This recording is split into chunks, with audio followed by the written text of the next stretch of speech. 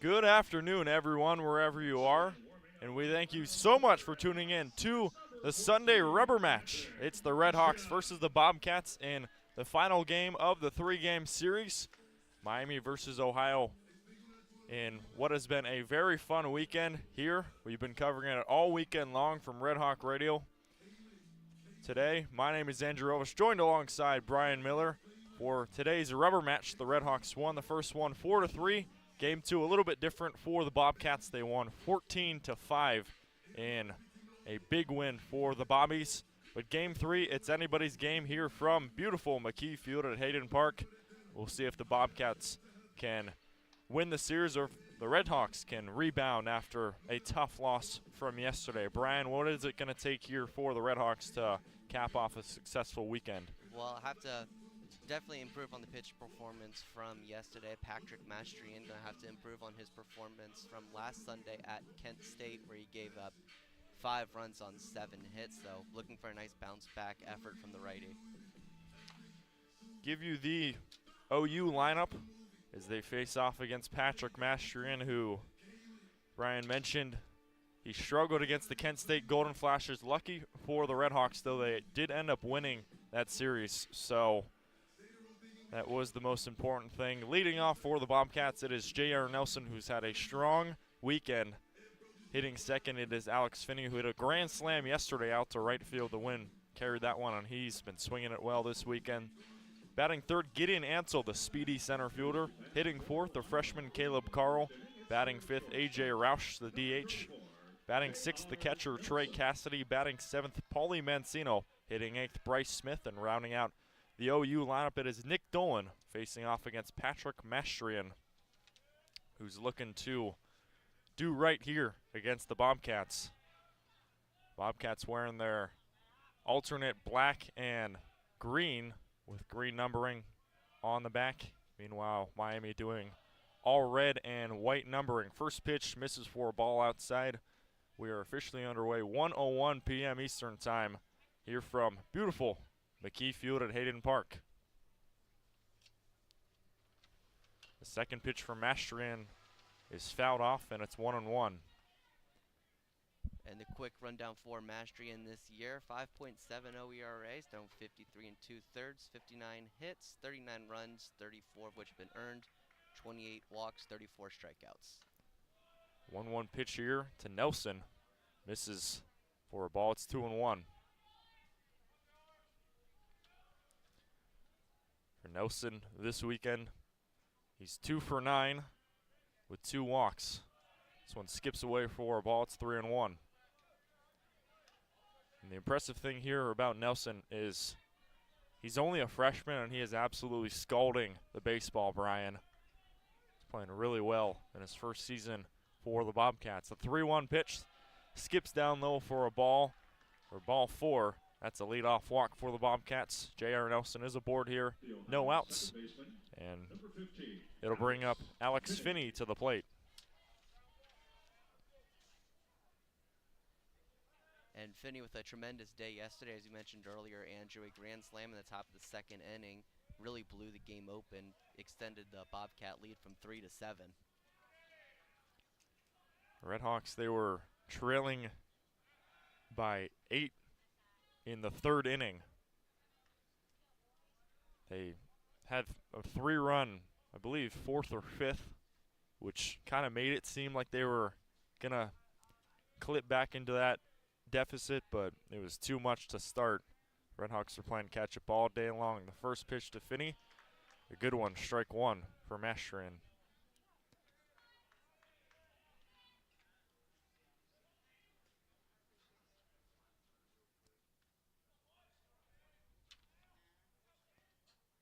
Mastrian, the 6-foot redshirt junior, as he throws over, to Nelson over at first. 6-foot righty from Indianapolis. Only went 2 1/3 versus the Kent State Golden Flashes, but back-to-back outings of 3 strikeouts versus EMU and then Kent State. Both those games, though, he didn't last very long. Hoping for some length, though, here on Sunday.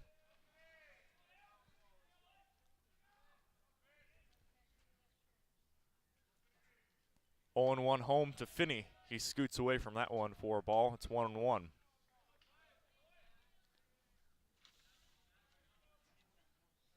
For Finney in game 1, he went 1 for 3 with a sacrifice fly. Game 2, much different, 3 for 5 with 4 RBIs and a walk. Big run producer. Strike 2 called, and it's 1-2. Nice pitch from Mastrian there. Some off-speed pitch, able to find the zone. Mastrian is a guy who, he kind of racks up those strikeouts in bunches. From game to game, you'll see 2 or 3, and in some games you see 6 or 7. Another throw over to first. Mastrian continues to check in on the speedy freshman J.R. Nelson. Nelson 12 for 12 on the season on stolen base attempts, though. Probably the biggest speedy threat for Ohio. The 1-2 pitch is outside and away, and it's a ball. 2 balls and 2 strikes. We haven't seen a ton of stolen bases this series.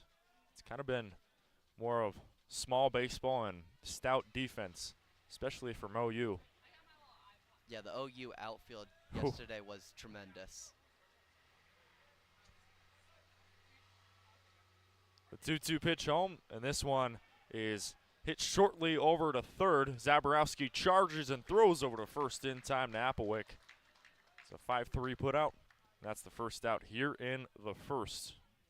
Yeah, it would have been a tough play for Zaborowski to turn 2 on. It wasn't going to be enough time to get the speedy Nelson, but enough time to get Finney at first. Here's Gideon Ansel now, the star center fielder for the Bobcats. He, entering this weekend, he was one of the top MAC hitters, but to this point, he's only had 1 hit in 8 plate appearances. He's been walked twice in both games, though. The first pitch he sees, he crushes one out to left, but Zarlingo is there, and he's under it for the second out of the first.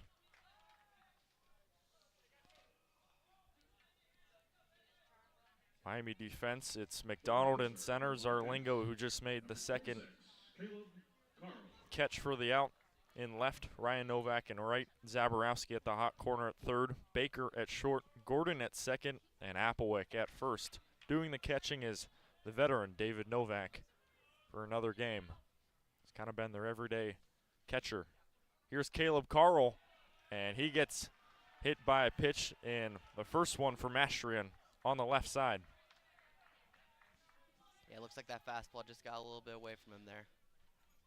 Next to bat, the designated hitter, number 7, A.J. Roush. So 2 runners on here, 2 outs. It's going to be A.J. Roush's time to shine here. Redshirt junior from Powell, Ohio, Columbus area. He's collected 4 base hits this weekend. Yesterday he was 3 for 4, a double, a homer, and 4 RBIs. Him and Finney definitely were the hottest swingers. He swings through that one, and it's 0-1. Good start there from Mastrian, going off speed on the first pitch.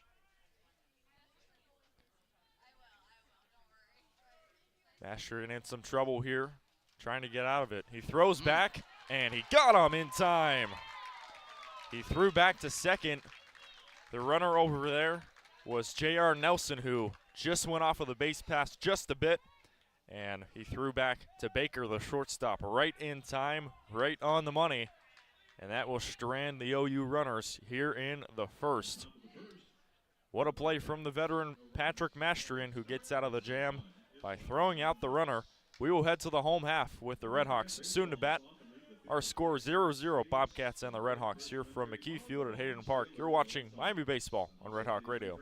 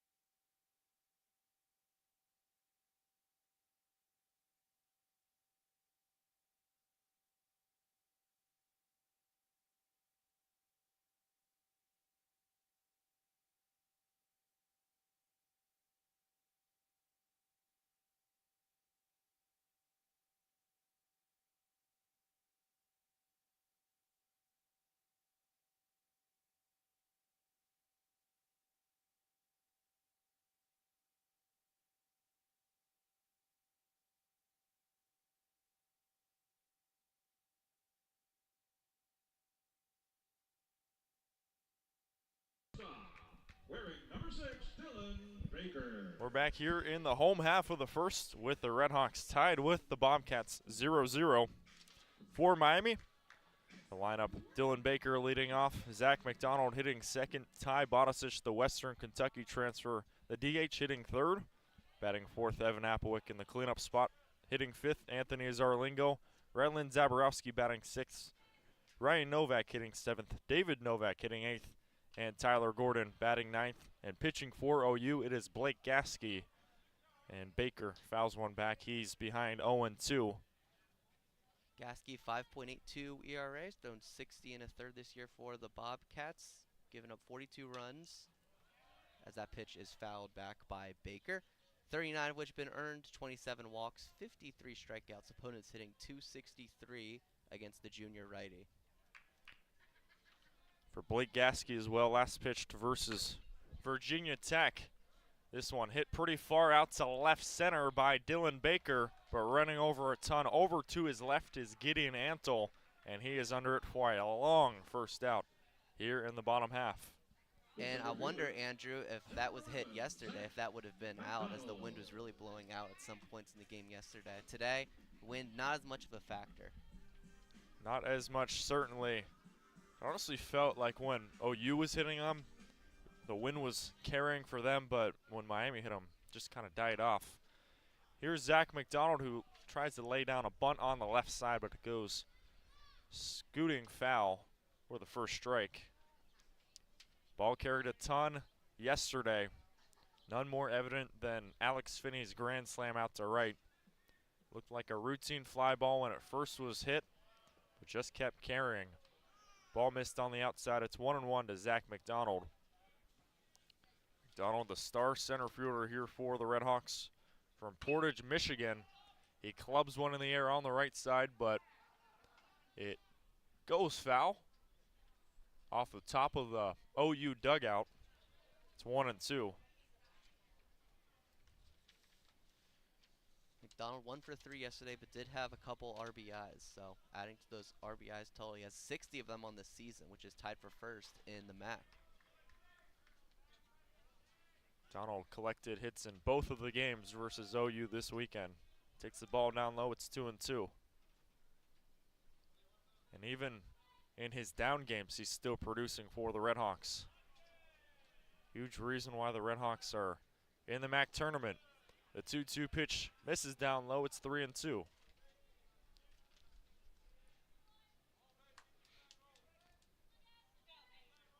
Three balls, 2 strikes, and 1 out. Gasky fires home to McDonald. This one misses outside and away for ball 4. And the RedHawks have their first base runner of the game, thanks to Zach McDonald here in the first.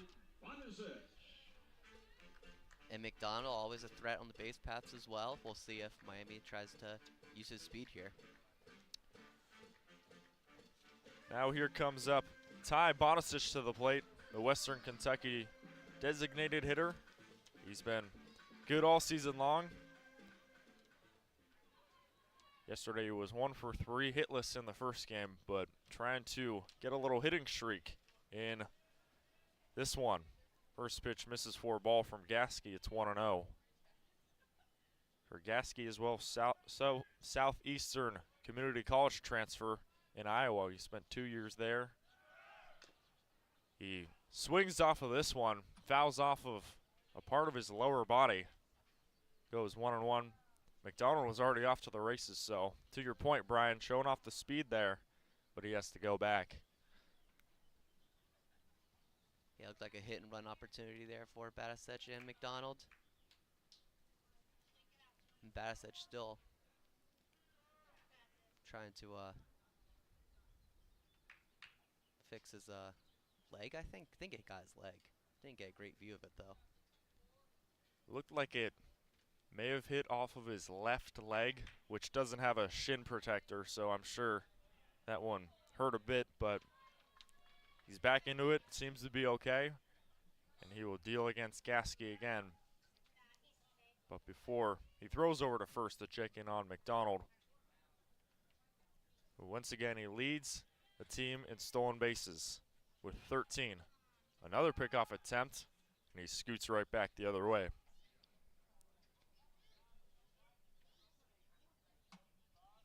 1 ball, 1 strike, 1 out, 1 runner on for Miami. Here's the pitch home. This one clubbed foul on the left side. It's 1-2.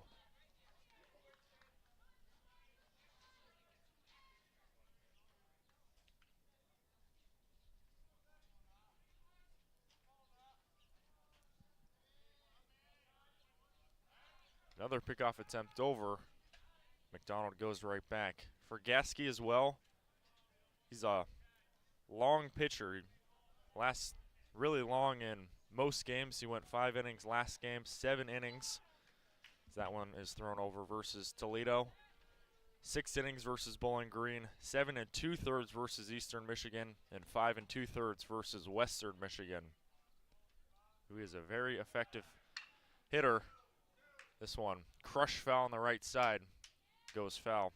Very effective, can last long for OU's head coach Craig Moore. McDonald also was already off again, trying to take advantage here of Gasky and this OU defense. And going off what you're saying about Gasky being able to throw a lot of innings, that's why these foul attempts by Batisic are a big deal. The 1-2 pitch, this one crushed foul on the opposite side of the last, over on the left side. Stays foul, and it's 1-2 again. Because even if Batisic gets out here, it's still a productive at-bat because you're able to get their pitch count up and able to get to the Bobcat bullpen quicker. Throw over, another one. This one goes right back. The MLB, it's you can pick off a man 3 times, but if you do more than that, then man gets a free pass. McDonald's going, and he slides in style. That's going to be a stolen base. No throw from Cassidy. Ball missed down low. It's 2-2 to Batisic, but stolen base number 14 right there from McDonald, showing off the speed. Yeah, Cassidy not able to really handle the transfer well off of that pitch. Pitched a little bit too low. So now runner in scoring position here for Batisic. Here's the pitch. This one hit on the left side. That's going to get through for a base hit. McDonald puts on the stoplight. Meanwhile, Batisic is aboard at first. It's runners at the corners and 1 out here in the first for Evan Applewick.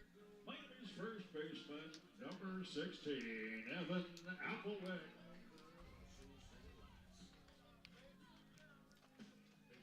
If there's a time to get an RBI, it's right now here for Evan Applewick. The Madison, South Dakota native looking to do damage here against Blake Gasky here in the first. Our first pitch Applewick gets. Misses outside for a ball. It's 1-0. And as we know, Applewick really good at getting RBIs. Very clutch players. We know a couple days ago, the hero of Friday's game and Friday's win over OU. 1-0 to Applewick. This one misses. It's 2-0. In that game on Friday, you went 3 for 4 with 2 RBIs. One of the RBIs to walk it off sent home Zach McDonald, who was at third. So a very similar situation. The 2-0 pitch sneaks in for a strike, and it's 2-1. Similar in scoring position, not in the game scenario.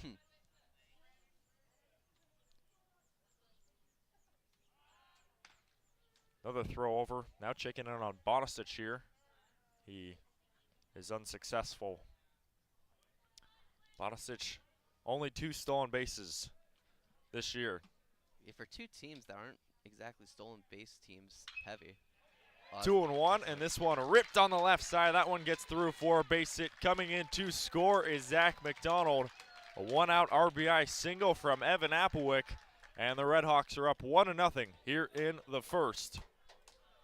Yeah, good hard hit from Applewick there, able to split the 3rd short gap and first round the board for Miami. Now the left fielder, wearing number 2, Anthony Zarlingo.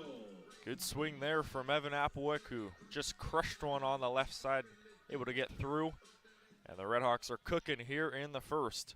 Here comes Anthony Zarlingo now, who takes a first pitch strike from Gasky. It's 0-1. From Zarlingo, the junior from Olive Branch, Mississippi, near Memphis. Southwest Tennessee Community College transfer. Spent 2 years there. He's been a good defensive player for the RedHawks. He takes the ball, and it's 1-1.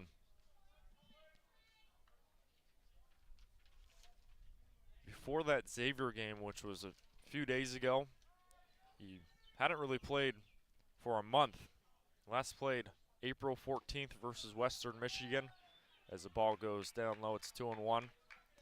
But he's plugged into that Xavier game, and he hits a huge homer to tie the game at 11, I believe, versus the Musketeers on the road.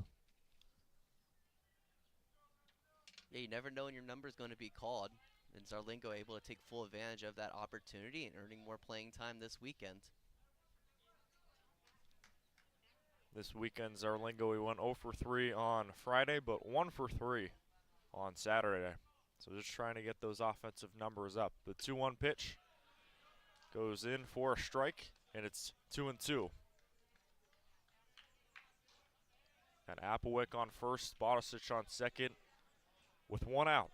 Trying to make something happen here for Miami. Gaskey's wind and deliver. This one hit out to right. Shallow right center. That's going to get through for a base hit between Antle and Mancino out there. None of them really wanted to catch that one, it looked like. That's going to be a 1-out base hit for Anthony Zarlingo, who continues to get those numbers up. Bases loaded, 1 out for Rylan Zaborowski here in the first. It's weird that no one really wanted to get that one, Brian. Just kind of snuck in for a base hit. Yeah, that was just hit where no one else was, and it's in stark contrast of yesterday's game. The first pitch to Rylan Zaborowski gets past the second baseman, Finney. A bloop single out to right, gonna score in a runner. This being Ty Bodicic. A 1-out RBI single for Rakin Rylan Zaborowski. And the RedHawks lead 2-0 on top of the Bobcats here in the first. And it's good to see Zaborowski back. Had to exit yesterday's game early after colliding with Peyton Olenek on a bunt attempt. First at bat back, able to get an RBI. Not the hardest hit ball in the world, but gets the job done. Sneaks past the strong defender in Finney. The first pitch to the freshman, Ryan Novak, goes in for a strike. It's 0-1. Bases full of RedHawks with 1 out. The 0-1 pitch misses on the outside half. It's 1-1. Huge spot here for the RedHawks. You know, you get 2 runs, but you want more. Cannot be content here against these Bobcats. The 1-1 pitch right down the middle for a strike. It's 1-2. David Novak on deck and Tyler Gordon after him. 8-9 hitters. Ryan Novak obliterates the ball on the right side. Goes well foul. It'll stay 1-2. Yeah, we have really seen some hard hit foul balls from the RedHawks today. Seeing the ball much better than yesterday. Just felt like night and day between these recent RedHawks performances. 1-2, and they're going to say this one hit him. So it's going to be an RBI hit by pitch for Ryan Novak. Not sure what part of his body was hit, but looked like the lower body. I think he got his back foot. We saw Cassidy, the catcher, look back at the home plate umpire, seemingly confused. And it looks like the umpires are about to meet here. We might have a review. So we will see. It looked like it was certainly a ball, but I'm not entirely sure if that hit him. But we will see. That's up to the umps to discuss. It's going to be a review, and hopefully for the RedHawks, an RBI, but we will see. On that point for Zaborowski, it was the 6'6" Rylan Zaborowski colliding with the 6'11" Peyton Olenek. I don't think people understand. Those 2 guys are really tall and really big, and Olenek was fine, but Rylan Zaborowski was shaken up on the ground for a while. But first at bat back and already able to contribute. Good to see for the RedHawks. And Zaborowski yesterday, he was able to walk off the field under his own power yesterday, which is good to see. I think they're just playing it safe there, evaluating for a potential concussion after the hard hit to the turf. He was a defensive replacement for Justin Gorski, the freshman, who spent his time in the game at third base, and he was 0 for 2 yesterday with 2 strikeouts. We'll see, though. We'll see how long this review can last. We appreciate you for tuning in here from McKie Field at Hayden Park. If you're in Oxford, come on down to the ballpark. It's so nice out here. So sunny, barely any wind, perfect baseball weather. Yeah, yesterday was very, very good. I think today's perfect. There's like very scattered clouds in the sky, but outside of that, this is picture perfect. I can't even see a cloud. Well, I see one. I see one tiny one in right field. That's it. We do have the tent over us, though, so maybe there's some that I don't see above that. But, yeah, perfect day today. 70 degrees right now. Very few wind, and it's going to stay in the 70s. You know, it's not super hot. It's not 85, 90. Those days are tough, but good day for baseball. We've had games this year where it's been like 35 degrees, and that's completely miserable.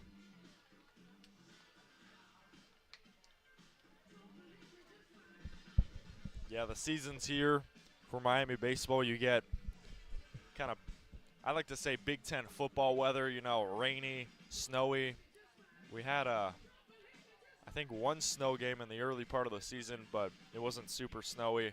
We had a lengthy rain delay versus Bowling Green that lasted, pretty sure it was 2 or an hour and a half either way. Super long rain delay, but here, way different. And honestly, wish we could start the season right now and then just go into the summer, but can't pick and choose. Cold games make you tougher, I guess. Certainly do. It's been a pretty lengthy review. It looks like they're about to make the call.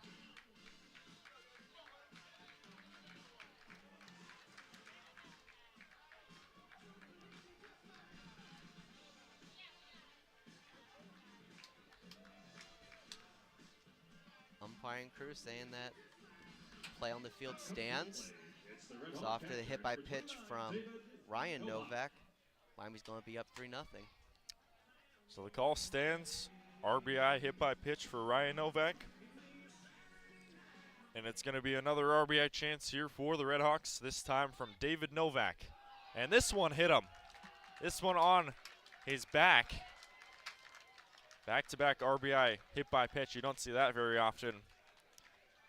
All the runners go station to station. It's the Novaks at first and second, David and Ryan.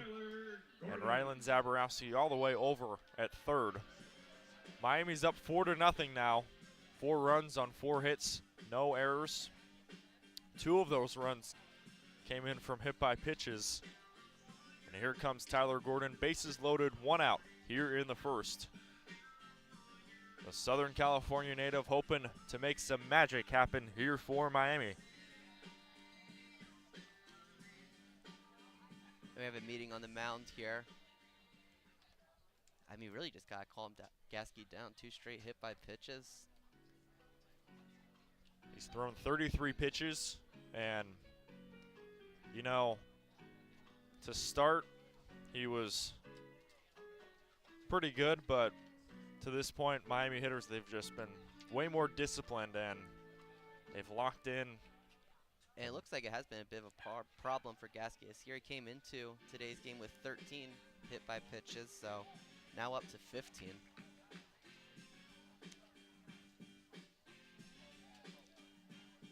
RedHawks up 4-0. Hoping to break this one open here from Tyler Gordon, the Orange, California native. The first pitch. This is outside and away for a ball. It's 1-0.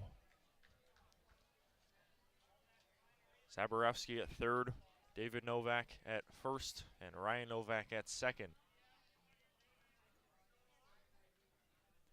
The 1-0 pitch home to Gordon. He takes a strike. It's 1-1. I was going to ask myself if Miami would be taking until you get a strike here with how shaky Gasky has been, but I think after that strike, point is moot. The 1-1 pitch to Gordon. He hits this one in the air out to shallow left. Shooting, the sun is Dolan, and he scoots into left field. He's under it for the second out of the first. That holds all the runners here in the bottom half. So the Bobcats, they catch a break, but not before the lineup officially flips over with Dylan Baker due up now. He's got a bases loaded RBI chance here, hoping to break it open. Batting for the second time today. This one, an excuse me swing on the left side, but fielded perfectly there from the catcher. Cassidy throws a rocket over to first, and he bunts out for the final out of the first inning. Successful inning in the works, though, for the RedHawks. They cook up 4 RBIs. 1 from Applewick, 1 from Zaborowski, and 2 from the Novaks. We will head to the top half of the second with Miami leading Ohio 4-0. You're listening to the Battle of the Bricks Baseball Edition here from McKie Field at Hayden Park. We'll be back for more baseball here on Red Hawk Radio.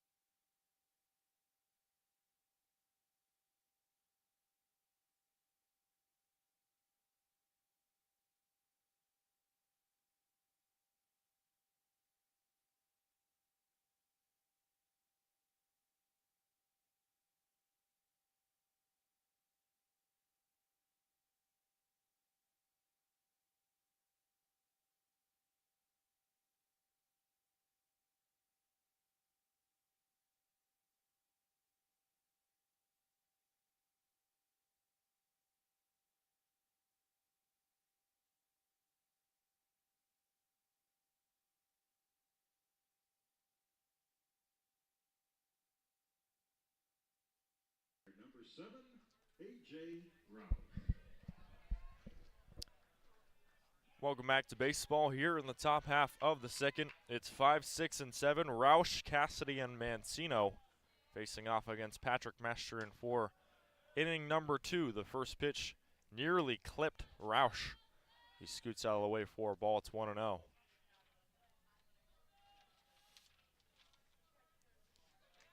For Cassidy, a freshman from Northville, Michigan, near Detroit. He has 3 base hits in this series. He takes a strike there. It's 1-1. 1 for 2 in game 1 and 2 for 4 in game 2.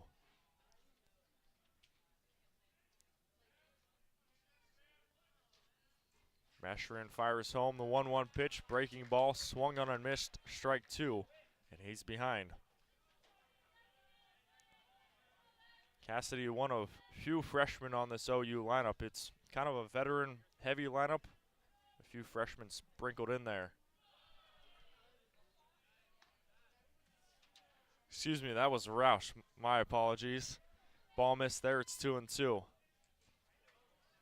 The next man up is Cassidy, but Roush, redshirt junior from Powell. The 2-2 pitch, this one hit on the ground over to the second baseman, Gordon. He throws over to first in time for the first out here in the second. Apologies for that, got mixed up on my scorecard. Number 2, Trey Cassidy. Now here's Trey Cassidy, freshman. Quick ground out over to second from Gordon. And Cassidy with a pretty good day yesterday. 2 for 4, the triple, double, and RBI. This one fouled back. It's 0-1.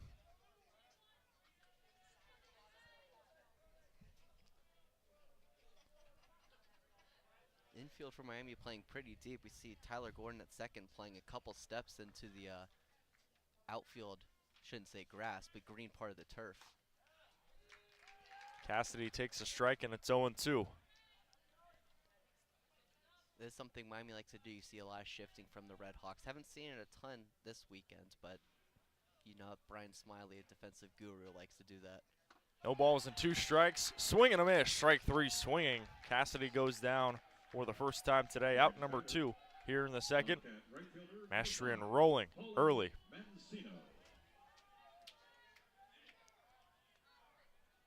Here's Paulie Mancino to the plate, who played in game 2. He went 2 for 5 with 2 RBIs. Freshman from Westlake, Ohio. Went to St. Ignatius High School, one of the top athletic schools in the state of Ohio. On the east side, though, first pitch, a good one for Mastrian, strike 1. And Mastrian's doing a much better job this inning of getting ahead and throwing first pitch strikes. The wind end delivery from Mastrian, and that one scoots away. Skips back to the backstop for a ball. It's 1-1.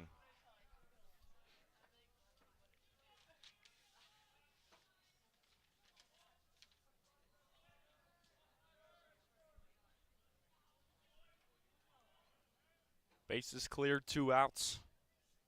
Here's the pitch. This one ripped over to third.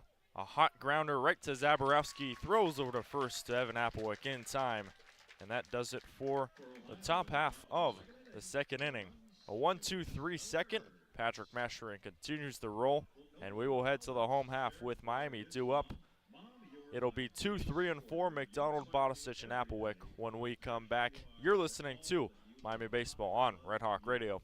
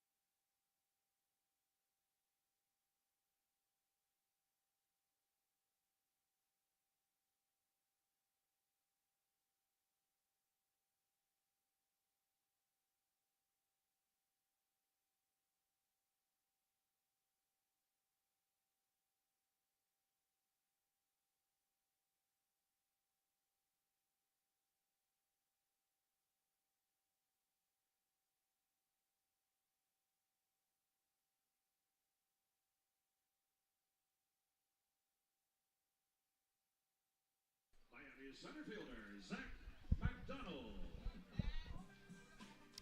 We're here in the bottom half of the second inning. Andrew Relvas alongside Brian Miller. Thanks so much for spending your Sunday afternoon with us wherever you may be listening. For Miami, they are up 4-0 on top of their rivals, the Ohio Bobcats. It's 2, 3, and 4, McDonald, Bodicic, and Applewick facing off against Gasky for inning number 2, who threw about 35 pitches. First pitch missed on McDonald. That one in there for a strike. It's 1-1. Yeah, Miami not really doing it with a ton of power, but 2 walks, 4 singles, and 2 hit by pitches. That's how you get 4 runs. For McDonald, he was walked in the first base runner of the day for Miami. Ball misses. And a ball misses again there, and it's 3-1. Pitch command was kind of an issue with Gasky in the first inning, and potential signs of that continuing are evident here as McDonald's ahead 3-1. This one goes outside and away, ball 4.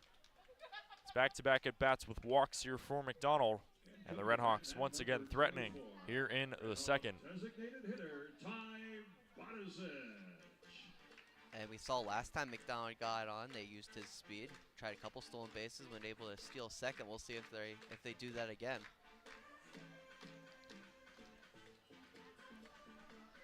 So runner at first, Zach McDonald. Here's Ty Bodicic now, who looks at a first pitch ball that was right area, but just a little bit low. 1-0. Rabonicic already 1-for-1 with a single in the first. Got the first of 4 base hits in the first inning for Miami. Gasky throws over to first. Looks over to McDonald. Yeah, I'd expect to see a lot of pickoff attempts from Gasky here. He did it to McDonald last inning.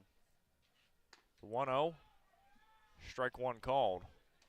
It's 1-1. Bonicic was one of 4 hitters who got a hit. They were singles in the first. Applewick, Zarlingo, and Zaborowski. 2 of them being RBI singles. Strong chain of hits in the first for Miami. Gasky once again throws over, trying to throw him off.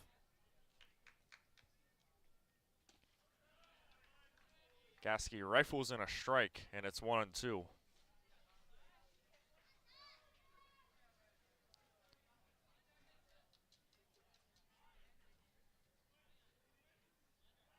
Another pickoff attempt over. We've seen a ton of those from Gasky.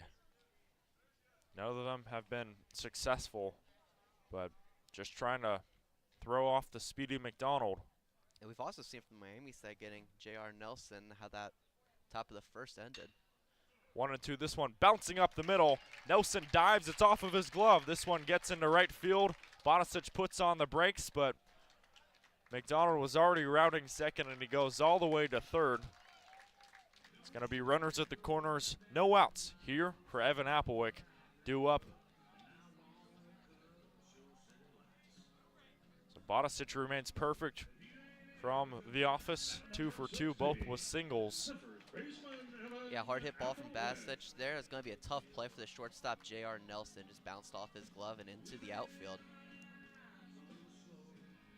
I thought there for a second, McDonald got such a head start, he might be able to go home, but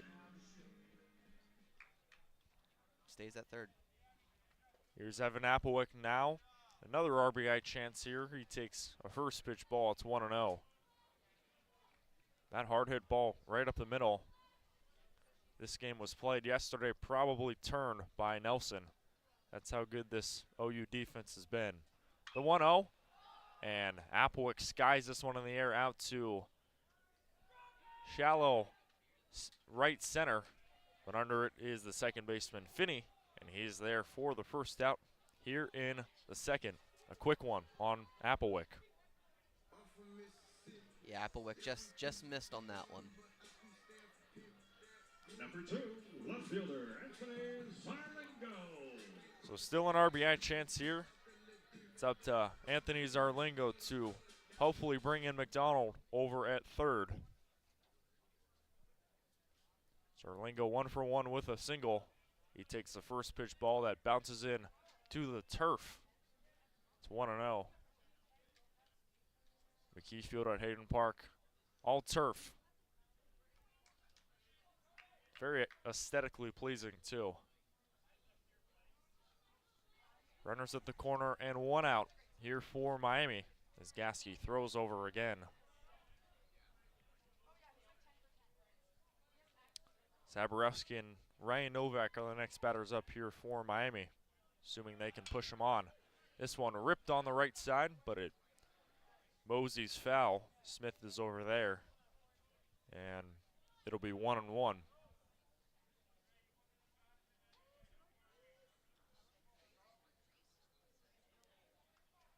Entering this weekend, Anthony Zarlingo, a .238 hitter, 63 at-bats. He's now played 22 games for the Hawks. Zarlingo rips one out to right. Right there is Mancino.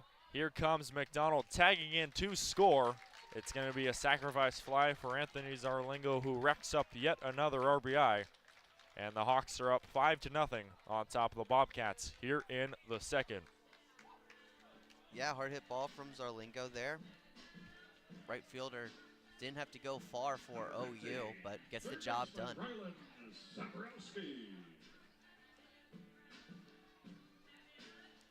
RedHawks cashing in on these OU mistakes early. They're up 5-0 and trying to make it more here from Rylan Zaborowski, who is 1-for-1. Zaborowski destroys one on the left side, but it goes foul. Last year for Miami, although they didn't make the MAC tournament, it was really the Rylan Zaborowski show. A 293 hitter in 50 games for Miami. He hits one hard out to the left. That one's going to split the gap. Rounding second, rounding third, and chugging in home. Here's Ty Bonasic, the race to the plate. He slides in safely. It's going to be a 2-out RBI double for Rakin Rylan Zaborowski. And Miami's up 6-0 here in the second. Yeah, Zaborowski got all of that pitch, just crushed that one to left center and easily able to bring in Bonasic from first. Before I even got done talking about Rylan Zaborowski, just shot out of a cannon. Destroyed that one out to left, and his bat continues to stay hot here on Sunday afternoon. Here's Ryan Novak now, who had an RBI hit by pitch in the first. Miami is up 6-0 on top of the rivals, the Ohio Bobcats. First pitch misses, it's 1-0 to the true freshman Ryan Novak, who has had a really strong season for Miami. 1-0. This one scoots in for a strike, and it's 1-1. Entering today, a 265 hitter. 40 hits, 10 doubles, 2 triples, and 1 home run. The 1-1 pitch misses. Outside for a ball, and it's 2-1.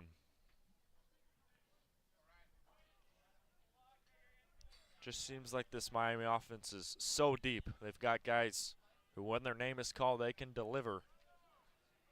Yeah, and the hard hit balls today are able to find open space. Ryan Novak out to left, fair ball. That one's gonna go skipping all the way into the deepest part of the ballpark. Coming in from second and all the way home is Rylan Zaborowski. The runners go station to station. This one, an RBI double from Ryan Novak, and Miami is up 7-0 here in the second. Yeah, right when I was about to go into Miami, they had a lot of hard hit balls yesterday, but they just happened to go right to Ohio defenders or Ohio outfielders. Made a spectacular play, but today Miami just able to find some open grass and able to get some runs in. So it's going to be a full infield conference here for Craig Moore and Tim Brown and this OU pitching staff. It's going to be a call to the bullpen. Gasky's day is done. He's responsible for Novak over at second, and we will take a break for the pitching substitution. You're listening to Miami Baseball here on Red Hawk Radio. It's all Redhawks early. Miami's up 7-0 on top of the Bobcats here in the second.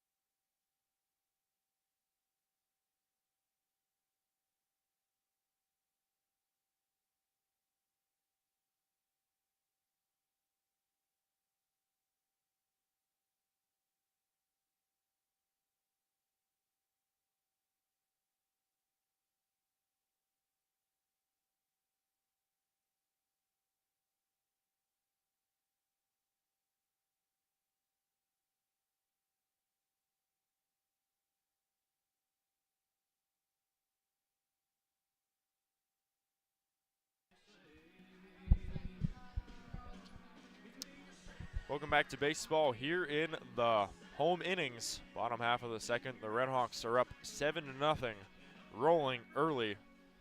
Quick call to the bullpen. It's going to be Tim Knapp-Schaefer replacing Blake Gasky. The first pitch from David Novak is crushed out to deep right. First pitch and a final out for the RedHawks. This time a fly out to right from David Novak ends the inning. Well, the RedHawks, they rebound in a strong way in the second inning. They put up a 3-spot thanks to back-to-back RBIs from Zaborowski and Novak, and a sacrifice fly from Zarlingo, making it 7-0 as we head to the top half of the third inning. You're listening to Miami Baseball on RedHawk Radio. Miami up 7-0 here in the third.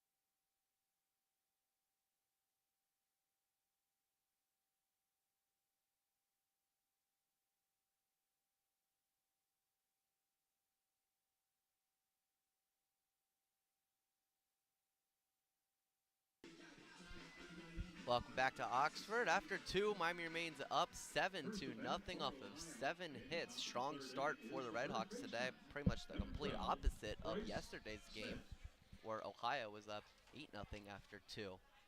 Bryce Smith steps in for Ohio, the first baseman, coming into today's game, batting .303 on the year. First pitch from Mastrian, swing and miss there from the lefty first baseman.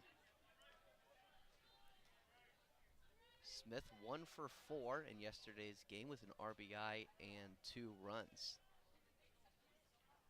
Looking to spark the Bobcats here. Mastrian pitching from the stretch. The 0-1 is low and outside, going to even the count at 1-1. For Smith, the grad student, a strong season. Entered this series with a .312 batting average. Although he was hitless in game 1, still producing in game 2. 1-1. Off-speed pitch from Mastrian outside brings it to 2-1. For Mastrian in the last inning, he went 1-2-3, hoping for a similar result here versus the bottom hitters. Yeah, got in a little bit of trouble in the top of the first, but really responded well in the second as he finds the zone again and is going to even the count at 2-2. Andrew, it seems to me that he's done a really good job the last inning of getting a strong start, getting first pitch strikes, and getting ahead of these batters. His pitch count is mid-20s right now. He's been very efficient opening stages. 2-2 is outside, going to bring the count full. Should go without saying, big pitch here. Ohio needs to get base runners, and Miami is first batter getting out would be a big deal. Payoff pitch. Strike 3. Second strikeout on the day for Mastrian, and his first looking 1 up, 1 down for Miami. Wearing number 1, Nick Dolan. It was a beautiful pitch on the outside corner that was rung up emphatically by the home plate umpire. That's exactly what you want to see if you're Mastrian. He's a pitcher who gets quick results, and he gets a quick one there on Smith, 1 down here in the third. And looking to continue it against the bottom of the order, Nick Dolan, the third baseman. First pitch is inside for ball 1, off-speed pitch.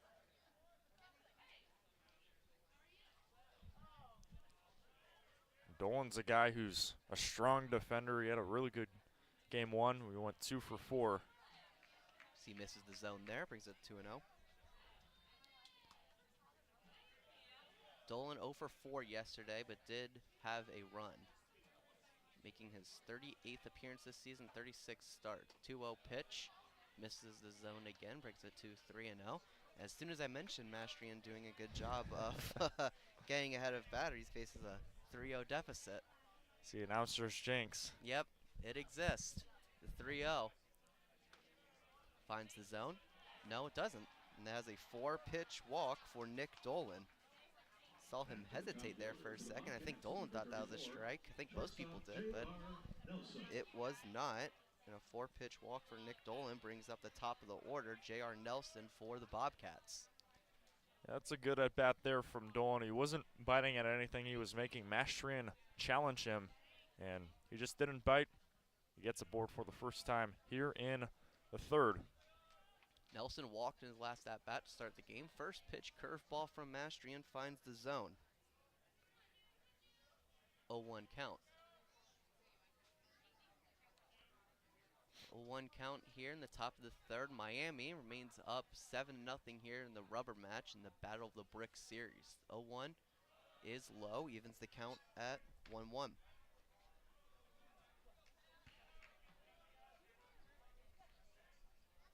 Second time through the order here for the Bobcats. We'll see if they can bite on these pitches from Mastrian. He was ahead, pretty much winning the first one versus the Bobcats as that one misses low. It's 2-1.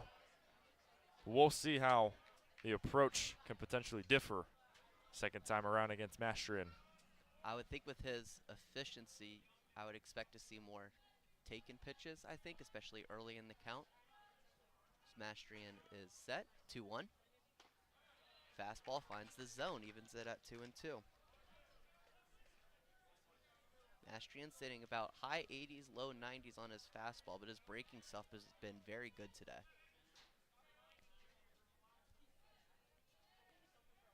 2-2 count to the top of the order. And Nelson, the pitch, curveball again, and that's fouled down the left field side.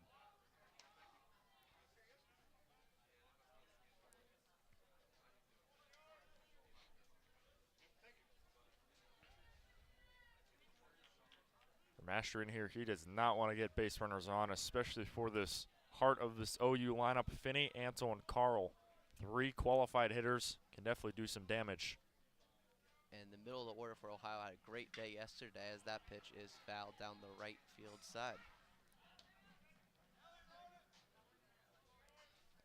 Yeah, even though it seems, Nelson may have a bad day, this lineup is pretty complete. Finney, great hitter. Ansel, they pick themselves up every single day, and they can quite honestly demolish a baseball if they get the right pitch. Yeah, and you wouldn't necessarily think so looking at them. Nelson standing at 5'9", 175 pounds. Not the tallest, biggest lineup in the world, but they get the job done as that is hit well into center field. McDonald gets a good jump on it and is able to make the catch for the second out of the top of the 3rd. Yeah, you get your power right there from Nelson. Only 5'9" as a freshman, but got some sneaky pop. Kind of reminds me of Mookie Betts, that sneaky power, but the speedy McDonald is there for the second out. Brings up Alex Finney, the second baseman, standing at 5'10", 180, so continuing that trend.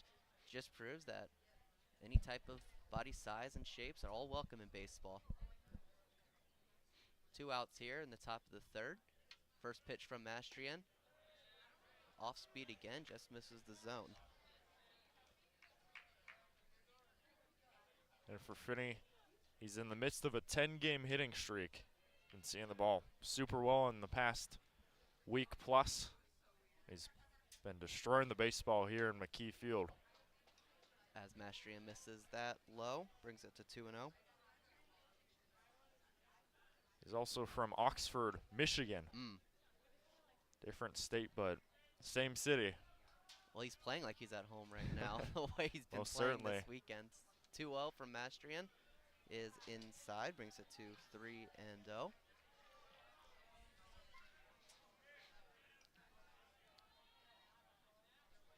2 out of 3 batters that Mastrian has started 3-0 against had a 4-pitch walk to Nick Dolan.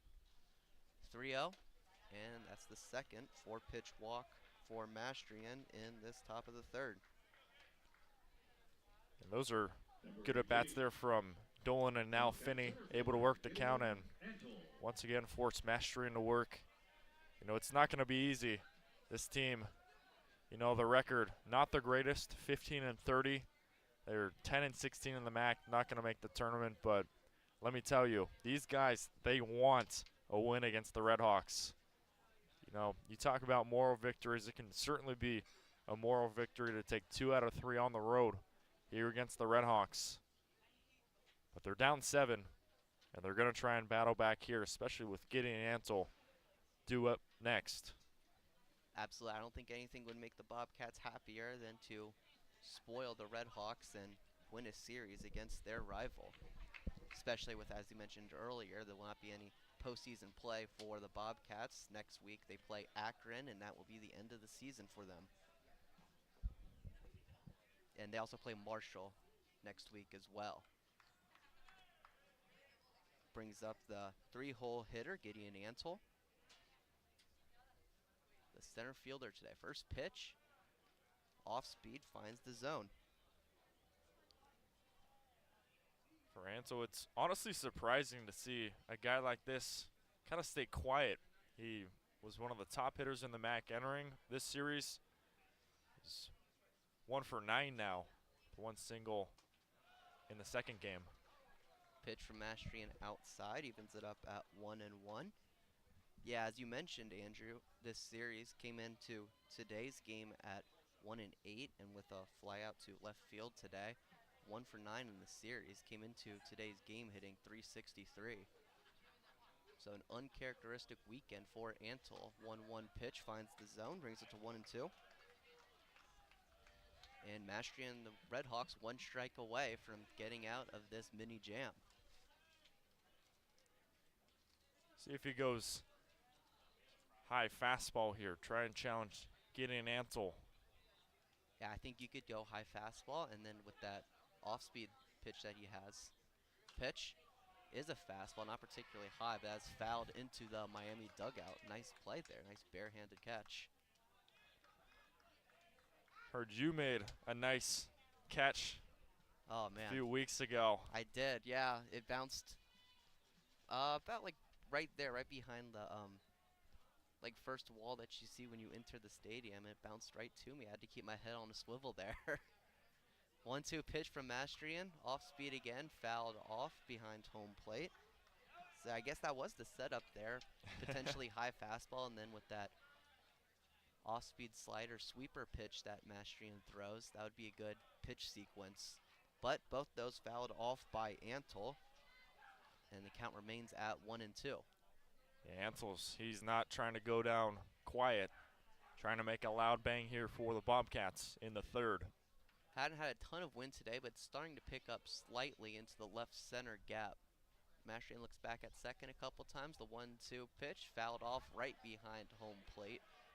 87-mile-per-hour fastball.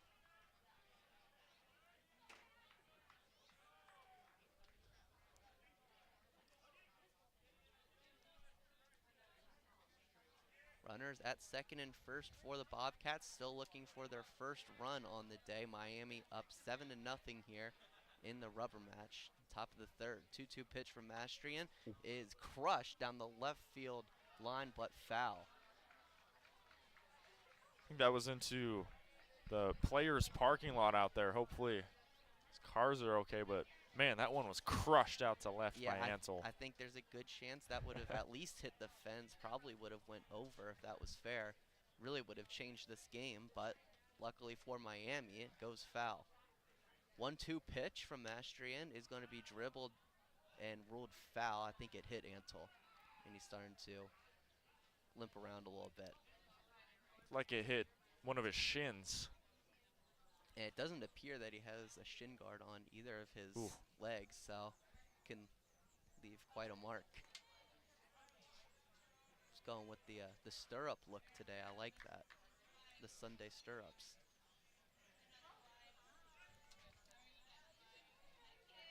What an at-bat between Mastrian and Ansel here. Yeah, Huge battle. and still 1-2. Mastrian set again. And once again fouled off by Ansel. This has been an incredible at-bat for the center fielder. Whoever wins this at-bat, the other side is going to be screaming in favor of them. So far, it's a good spot, though. It's only 1-2. So if you throw a ball, not the end of the world here for Mastrian. Mastrian set. Looks over at second, now deals home, and that is high and outside for ball 2. If Mastrian does keep throwing balls, just got to be careful, you know. Just throw challenging pitches here to Ansel. I believe Mastrian's pitch count nearing 60 now. After a 10-plus pitch at bat here, Ansel versus Mastrian. Yeah, I mean, as we mentioned earlier, as Mastrian throws back to second, even if this results in an out and ends the inning, it's still not the worst thing in the world for Ohio, as it raises Mastrian's pitch count, and you would quickly make it to the Miami bullpen. 2-2 pitch from Mastrian is once again fouled off behind home plate. This is unbelievable. And the Ohio dugout is fired up. They see how important of an at-bat this is. How long are we going to keep doing this? Ansel and Mastrian keep going back and forth, back and forth. Love these type of at-bats here. These are at-bats that make or break a game, really. Certainly so. Mastrian set again. 2-2. Deals. And that is fouled. It's going to be a tough play for Zaborowski. Goes into the fence, but is not able to make the catch. I think that ball just got out. That would have been an incredible play there from Zaborowski. Saw it early, recognized it, and sprinted over to the Miami bullpen on the left side, but just scooted in on the dirt over there. But yeah, looks like it was just able to squeeze into the Miami bullpen. Doesn't look like there's anybody in it, though. It's only the top of the third, so I guess that makes sense. But this long at-bat continues. Mastrian set once again. The 2-2 is fouled back again. I wish we had the exact number of pitches in this at bat. It feels like 20 pitches almost. It feels like I want to get like the amount of real time this at bat has been too. It feels like it's been like 10 minutes. This has been crazy. Should have timed it before. But as I mentioned earlier, this is the type of at-bat that makes or breaks a game. Out here would be huge for Miami, and a walker otherwise getting on base for Ohio would be big as well. 2-2 from Mastrian. It got him. A hit by pitch from Mastrian hits Gideon Ansel, and Ohio has the bases loaded. Yeah, and Ansel exploded. He was hyped after getting hit by that one. OU side is ecstatic here, and they've got a huge RBI chance here for Caleb Carl. Bases loaded and 2 outs. And it looks like we're going to have a meeting on the mound here. What do you think? What would you discuss with Mastrian in this pitcher's meeting? Just try to like calm him down after that long at bat? Well, I mean, that at bat, he was challenging Ansel. Ansel, he's never an easy out, you know, despite the numbers this series. Just keep trying to challenge these hitters, you know. You've got a great defense behind you. You've got a good outfield. You've got big defenders, Zaborowski in particular. You know, just try and, if you can, throw strikes, but if not, throw hittable balls in there. But not too hittable because bases are loaded. But there's only 2 outs, so, you know, if you do give up a base hit, not the end of the world. Yeah, pitching with a 7-run cushion is always a good luxury for pitchers to have. But as we saw yesterday with this Ohio lineup, they could put runs on the board in a hurry. And it's still early in the game, so you don't want to give up too much here. Cleanup hitter, Caleb Carl up for the Bobcats. Carl hit by a pitch in his last at-bat. That at bat for Mastrian and Ansel. They said it was 15 pitches. Felt like a lot more, though. First pitch from Mastrian finds the zone. First pitch strike for the RedHawks. Pitches like those are what you want to see if you're a Miami fan. Just right down the dock and getting a good result. Infield playing back as you would expect with 2 outs. Going to do everything they can to not let it get past them. The 0-1 from Mastrian. Big swing and miss there from Carl. Brings it to 0-2 and Mastrian with the upper hand. Carl was looking for a grand slam there, but Mastrian way ahead there, and he's feeling good. Swung right through that 90-mile-per-hour fastball. Coaching staff from Miami telling Zach McDonald in center field to shift to his left. There's a big gap in the left center gap as that pitch from Mastrian is low and brings it to 1-2. That was very close to a strike, just off the plate slightly. Still as a pitcher, don't get down about that. That was a good one. Still a good pitch. Yeah, I am surprised to see the left center gap so open against a right-handed hitter. And McDonald's still going to his left and in. 1-2. Hit hard into left field. It's going to be a tough play for Zarlingo, and it hits the wall. That's going to bring in 1-2, and that's going to be a bases clearing double for Caleb Carl. A huge at-bat for the Ohio Bobcats there. That ball was absolutely destroyed out to left. You know, you got Zarlingo out there. He's a pretty speedy outfielder. But that one just kept carrying and kind of smushed right into the base of the wall, lower half of the left field side. And Zarlingo was not there in time. A huge at-bat turned into a 3-run double from Carl, making it 7-3. Miami still, but a punch right back the other way by the Bobcats here in the third. Yeah, Bobcats not going down without a fight as A.J. Roush steps into the plate. First pitch from Mastrian is low for ball 1. Still a huge gap in left center field between McDonald and Zarlingo. And I wonder if they had Zarlingo shifted over a little bit more to his right, more towards the left field line, if he would have been able to get a closer catch on that, as that is a strike from Mastrian, evens the count at 1-1. Would have been a tough play regardless, but can't help but wonder. Bases clearing double from Carl, the first hit on the day for the Bobcats, and it was a big one, as that is low and outside, brings the count to 2-1.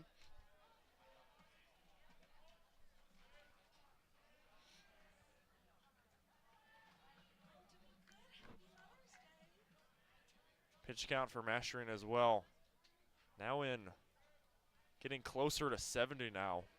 Yeah, we saw a couple players from Miami start to head to the bullpen. 2-1 pitch is outside, brings it to 3-1. And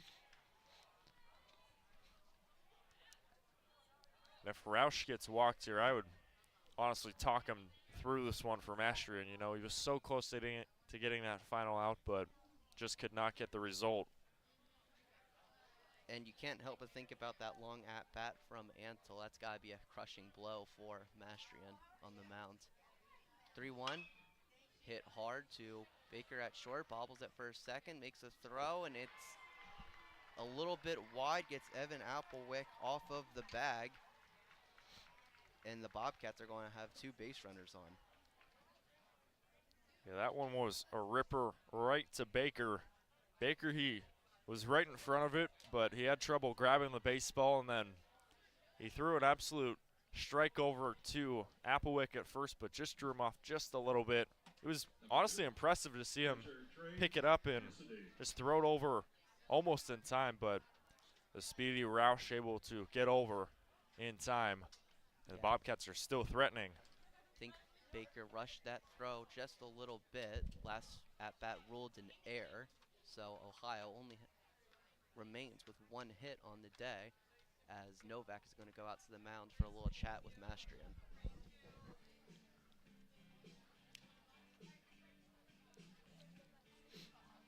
Yeah, in these type of games, you know, You may be down by 7 entering the third, but you are never out of the game. Just got to keep fighting. Thought the RedHawks were going to start something yesterday when they were down 8-0, but they started something, could not finish it. And the Bobcats look like they're on the brink of getting much closer into this one against the Miami RedHawks. Yeah, as you mentioned, after 3 in yesterday's game, Ohio was up 8-0, and then Miami able to get 3 in the 5th inning, but then next half inning, top of the 6th, Ohio able to plate 5 across, so that really put the nail in the coffin for the RedHawks.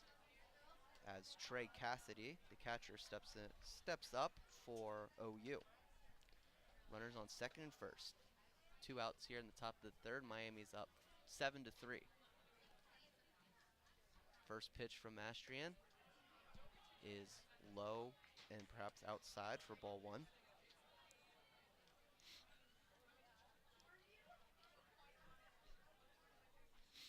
And it does look like there is action in the Miami bullpen. I can't tell exactly, but I believe that is Carson Byers warming up for Miami. Yeah, I think it is Carson Byers. Great bullpen arm for the RedHawks. That pitch outside from Mastrian brings it to 2-0.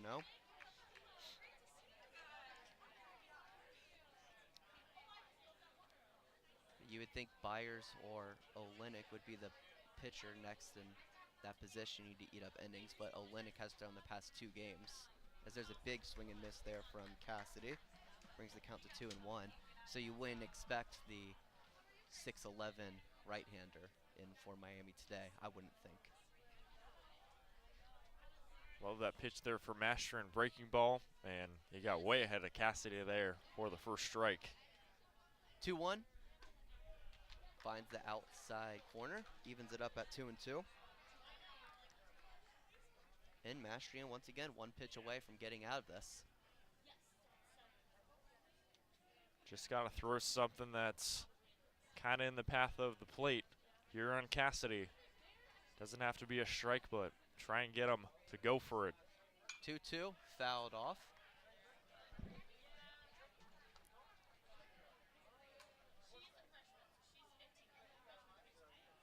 I just got to say this. I am really impressed at how much these Bobcats are battling. You know, they've got a huge deficit entering this inning, and they have answered the call and really come up in a big way. If they're able to capitalize here, be another huge test.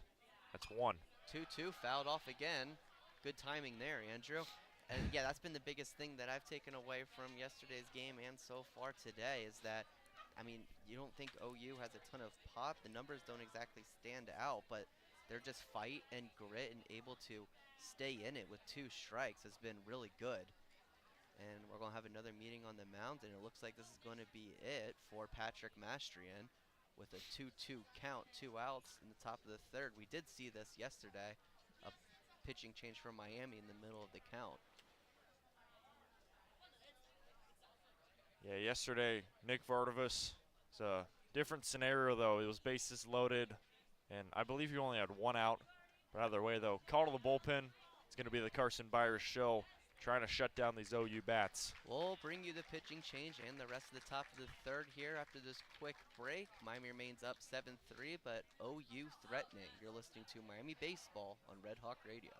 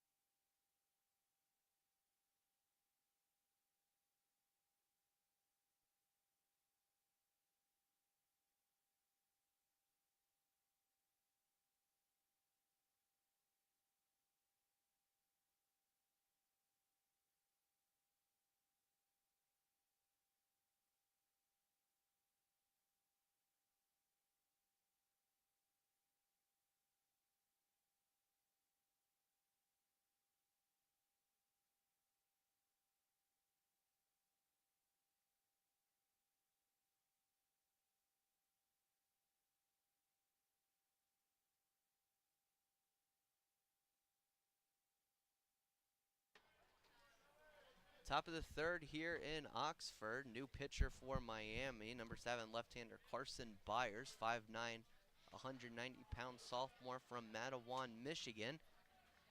Pitching into a pressure-packed scenario here, facing a 2-2 counts the lefty catcher Trey Cassidy. The first pitch from Byers, curveball, strike 3, one pitch, one strikeout for Byers. Got him looking and gets Miami out of the jam. But Ohio able to plate 3 going into the bottom of the third. RedHawks remain up 7-3. You're listening to Miami Baseball on Red Hawk Radio.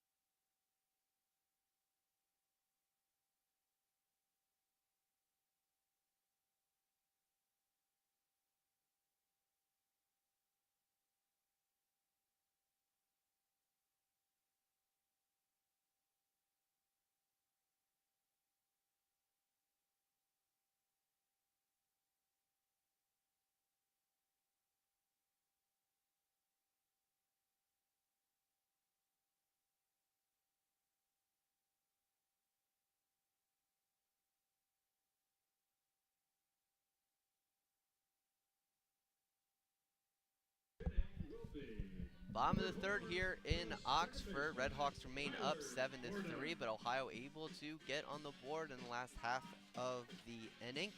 Tim Knapschafer remains in for the Bobcats after one pitch in the last inning.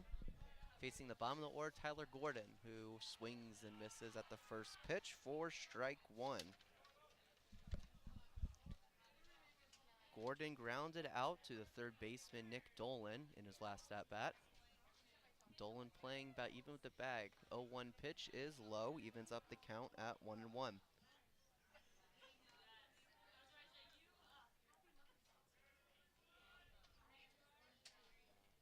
Knapschafer set, 1-1.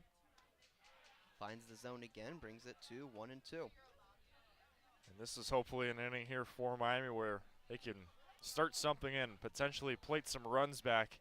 You know, you do have a 4-run cushion, but you want some more. Gordon hits that one up the middle. Finney's not able to get it at second, and a leadoff single for Tyler Gordon to start off the bottom of the third. Love to see that from Tyler Gordon. I call him a second leadoff man. You know, he's hitting 9th, but he's got some good numbers. He's a hits machine, and he gets a hit right there in the third. Good start for the RedHawks, who already have 8 hits, and we're in the third inning. Yeah, swinging it well. Gordon batting .305 on the year now after that hit. First pitch to leadoff man Dylan Baker's low for ball 1. Usually when you hear that term second leadoff man as referring to someone hitting in the 9 hole, it's usually a backhanded compliment of sorts, but I think that applies to Tyler Gordon, and anytime you can get base runners on for the top of the order, that's a big deal. Gordon goes as a hit to the shortstop, and it's throwing. Did he get there in time? He did. What a throw from the shortstop, J.R. Nelson. Oh my goodness, J.R. Nelson. He was looking like Derek Jeter over there at the shortstop position, using his signature jumping catch, or jumping throw, excuse me. That one bouncing over to third. surprised that made it in time, but Yeah, able to get out the Speedy Baker for the first out. that did quite take a few bounces, but that was the right play from J.R. Nelson. You'd much rather throw it low so your first baseman can get it than high, where the first baseman would have no chance. First pitch to McDonald is fouled off right behind home plate for strike one.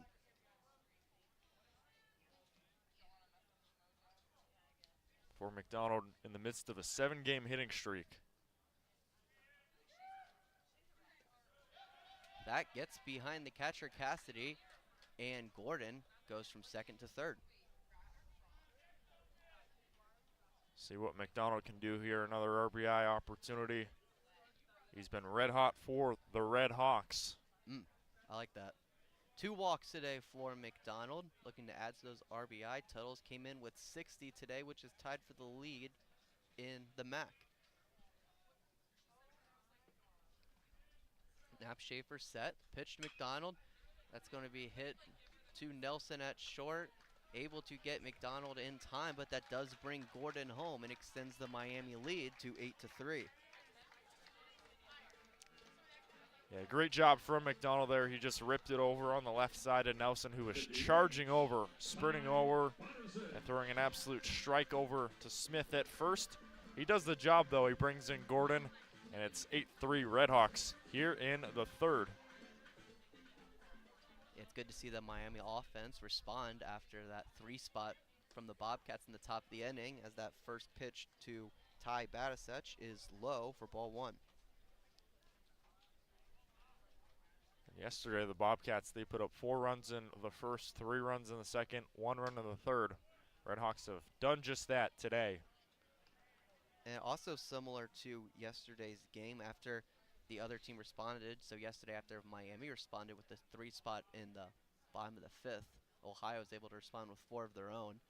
Not the exact same numbers, as that is hit hard to the first baseman, Bryce Smith, but Miami able to get 1 more on the board, and after 3, Miami remains up 8-3 over their rival Bobcats. We'll bring in the top of the 4th here after this quick break. You're listening to Miami Baseball on Red Hawk Radio.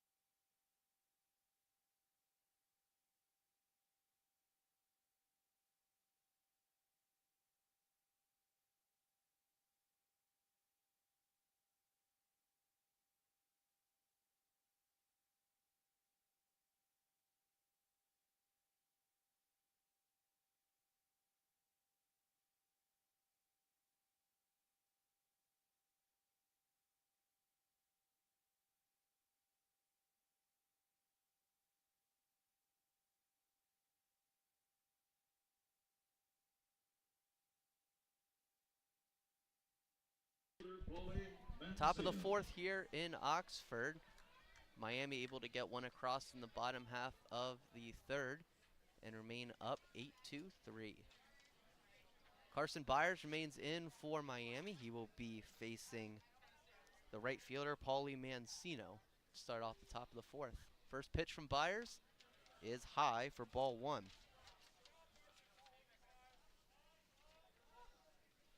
Didn't really get into Byers too much in the last half inning, but very reliable arm for Miami. 1-0 pitch. Curveball in for a strike. Evens it up at 1-1. Byers making his 20th appearance this season. Last through Sunday at Kent State through 2 2/3, No runs on 1 hit, no walks, 4 strikeouts as that pitch is outside for ball 2. Gotta bring the count to 2-1.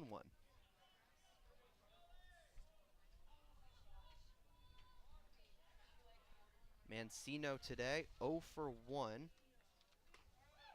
as Byers finds the zone there, evens up the count at 2-2. Grounded out to Zaborowski at third. 2-2 count for the lefty Byers. Here's the pitch. And he finds the zone again. 2 batters, 2 strikeouts for the lefty Byers. Now number 12. What a pitch there from Byers, able to ring up Paulie Mancino. 4th strikeout of the day for Miami pitchers. And what a pitch there, able to ring him up. And I love the approach, love the selection, love everything from Carson Byers, who's rolling. Byers will be facing the first baseman, Bryce Smith. Curveball in for a strike. Lefty on lefty matchup here. You have to like that if you're Miami, especially with how strong Byers' off-speed pitch is. 0-1 pitch.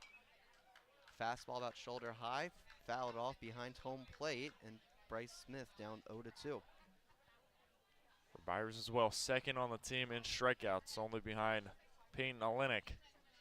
71, and Byers has 66. So 5 ahead. 0-2 from Byers.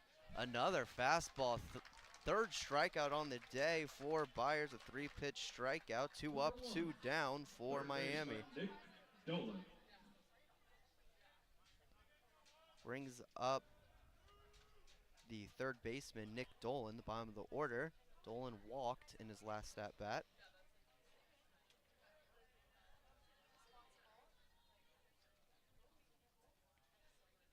First pitch from Byers is in for a strike. You gotta love a pitcher who just comes into the game from the bullpen and just fires in strikes. That's exactly what Byers is doing, and he is really charging the strike zone with authority. That pitch fouled off by Dolan. That is 5 straight strikes for the lefty Byers. Making hitters' lives challenging here at the plate. If it wasn't for those first 2 balls to Mancino, could be talking about an immaculate inning, but that is hit hard by Dolan into left field.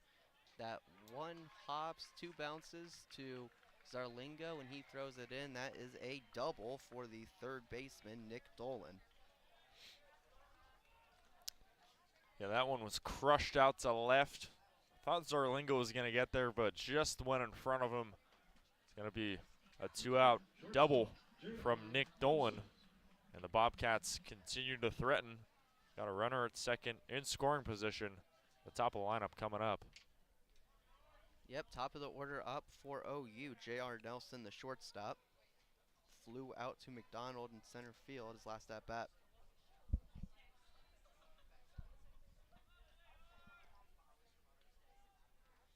First pitch from Byers. Curveball outside for ball 1.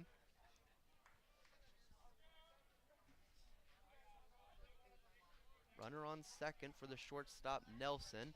Here in the top of the 4th, 2 outs in the inning. Miami up 8-3 in the rubber match in the Battle of the Brick series. Pitch from Byers, fouled off behind home plate.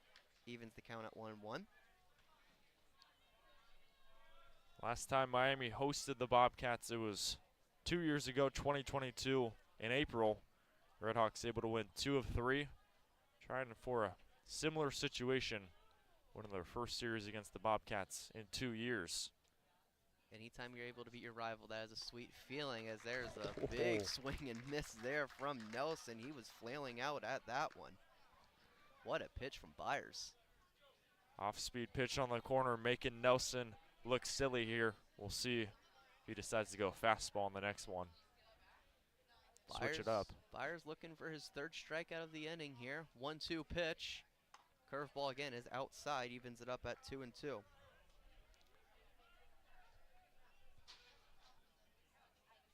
I like Byers' arsenal. Goes strikeout and then breaking ball and then some curveball here and there. It's a good mix. I think he sequences his pitches really well, really good as well, messing with the batter's eye levels. The 2-2 is fouled off behind home plate.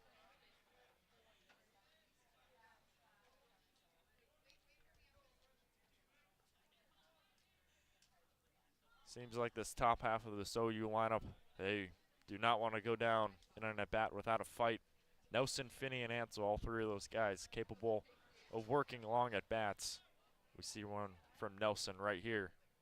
2-2. High and outside. Brings the count full. After a great start from Byers, a big pitch here.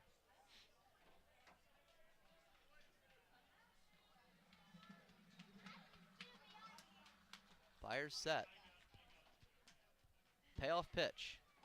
Swing and miss from J.R. Nelson. That is his third strikeout of the inning for Carson Byers. Despite getting one runner on, Ohio will leave him on. And Miami will go into the bottom of the fourth, remaining up 8-3. We'll bring you that and the rest of the game here. You are listening to Miami Baseball on Red Hawk Radio.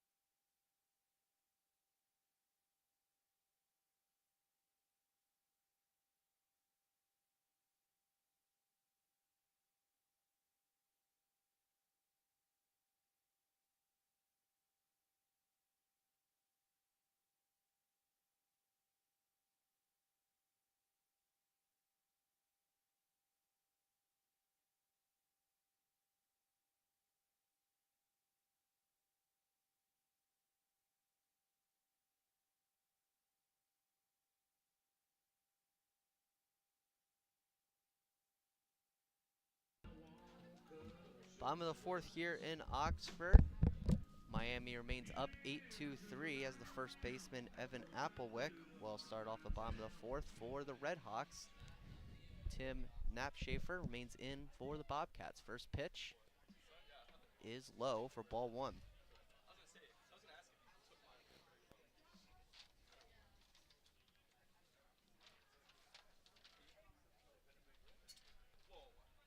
One 0 pitch is inside, and Applewick up 2-0 on Knapschafer. Good last inning from Miami, able to get a run. RBI ground out from McDonald. We'll see if they can continue the threat here in this inning. Pitch is low and brings the count to 3-0. Miami has scored every half inning so far today. Looking to continue that trend here in the bottom of the fourth. 3-0. Finds the zone. Brings it to 3-1. Applewick, his last at bat, popped out to the second baseman, Alex Finney. 3-1 from Knapschafer. Finds the zone and brings the count full.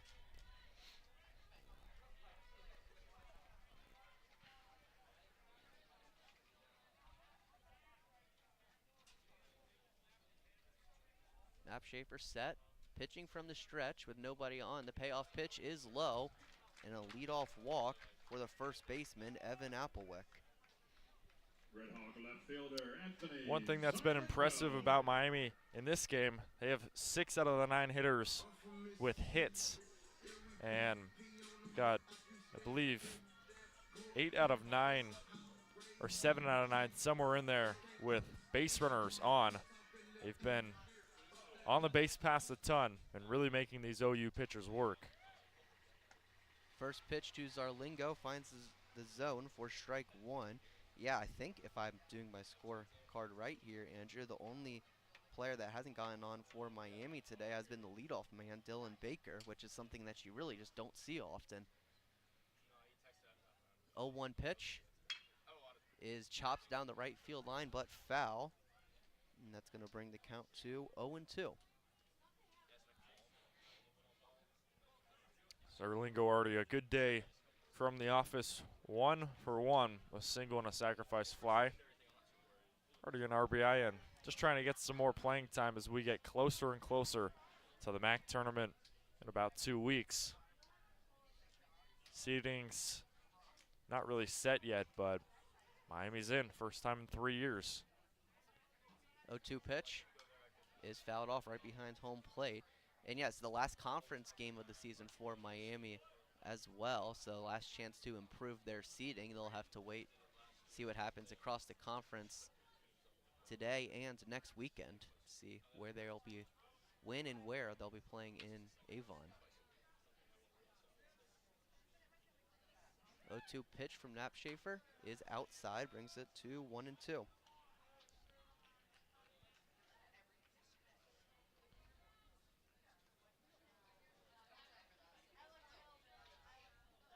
Miami's currently 5th in the MAC. Toledo, Western Michigan, and Ball State all in front of them.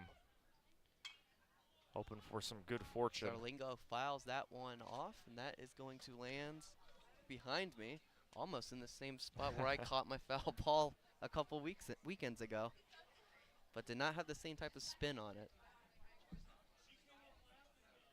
You know, honestly, I think with this tent above us, I don't know if I would have been able to get that foul ball, so thank God it wasn't there that particular day. 1-2 pitch is hit into left field by Zarlingo, but that is going to be caught by Carl for the first out of the bottom of the 4th.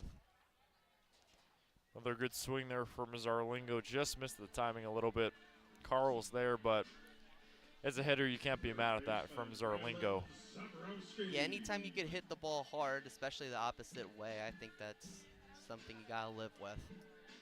That brings up Rylan Zaborowski, the third baseman, hit a RBI double hit a double in his last at bat. 2 for 2 today. That one gets past Cassidy, and Applewick is going to advance to second.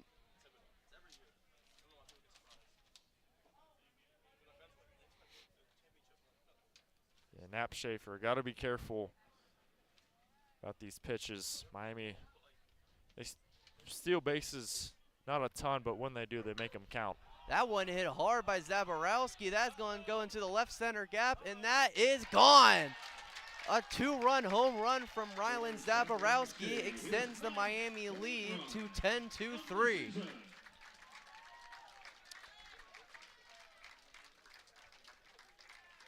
What a shot from the third baseman Zaborowski. We didn't even know if he was going to be playing today, Andrew, and now he is 3 for 3 with a home run. What a day. Yeah, Rylan Zaborowski, he is special. I feel like everyone kind of forgets about him, but he led the team in homers last year and the conference as well. That's home run number 9 on the season. He absolutely destroyed one out to left. First pitch to Ryan Novak, fouled from Napshafer. And yeah, as you mentioned, Andrew, Zaborowski's numbers not quite the same as they were last year.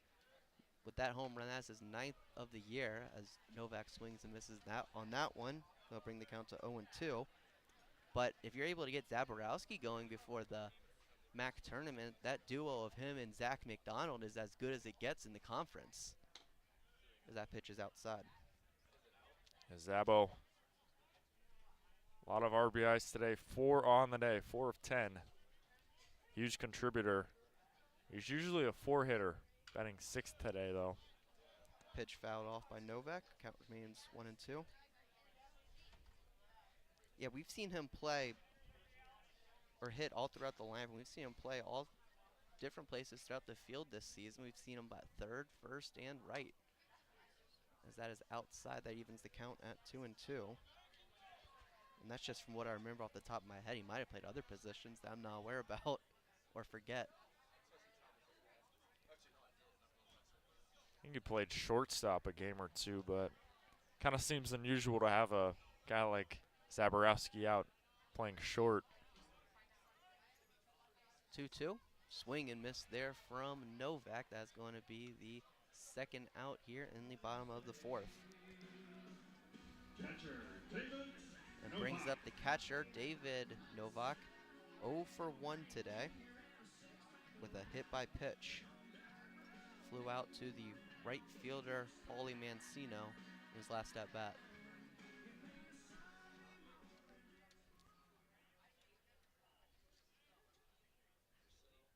First pitch is high for ball 1. Even if Novak goes down here, it's still going to be a successful inning for the RedHawks. They put in 2, 4, 3, 1, and 2. 10 runs by the fourth is awesome. As that pitch is low, brings it to 2-0. Yeah, especially after yesterday's game, I think very encouraging offensive performance today by Miami. Yesterday, honestly, I wouldn't say anything really went well as Nap Schaefer finds his zone there. I mean, in baseball, you're not going to be perfect. You know, everyone has off days, including the team. Just got to worry about it and go to the next day. And Novak hit by that. That's his second hit by pitch today in Miami. We'll get another runner on with 2 outs. second baseman, Tyler Gordon. Hey, Novak, you take a spot on the base pass by any means possible. Back-to-back hit by pitches for him. And RedHawks, once again, got a chance to get some more here in the home inning. And it's something that Novak is good at. He came into today's game with 15 hit by pitches, so now he's up to 17, which leads the team. Gordon squares around a bunt, is going to pop that one into the Miami dugout. 17 is a lot. You don't usually see that. I don't know if that's skill or luck or unluck. I don't know. See, 14 for Baker, 13 for McDonald. It's a lot of hit by pitches, actually. 0-1 pitch to Gordon, hit hard into the outfield, but is going to be caught by the center fielder Antle. But a 2-run home run from Rylan Zaborowski extends the Miami lead to 10-3. Andrew will bring you play-by-play next on the top of the 5th here on Red Hawk Radio.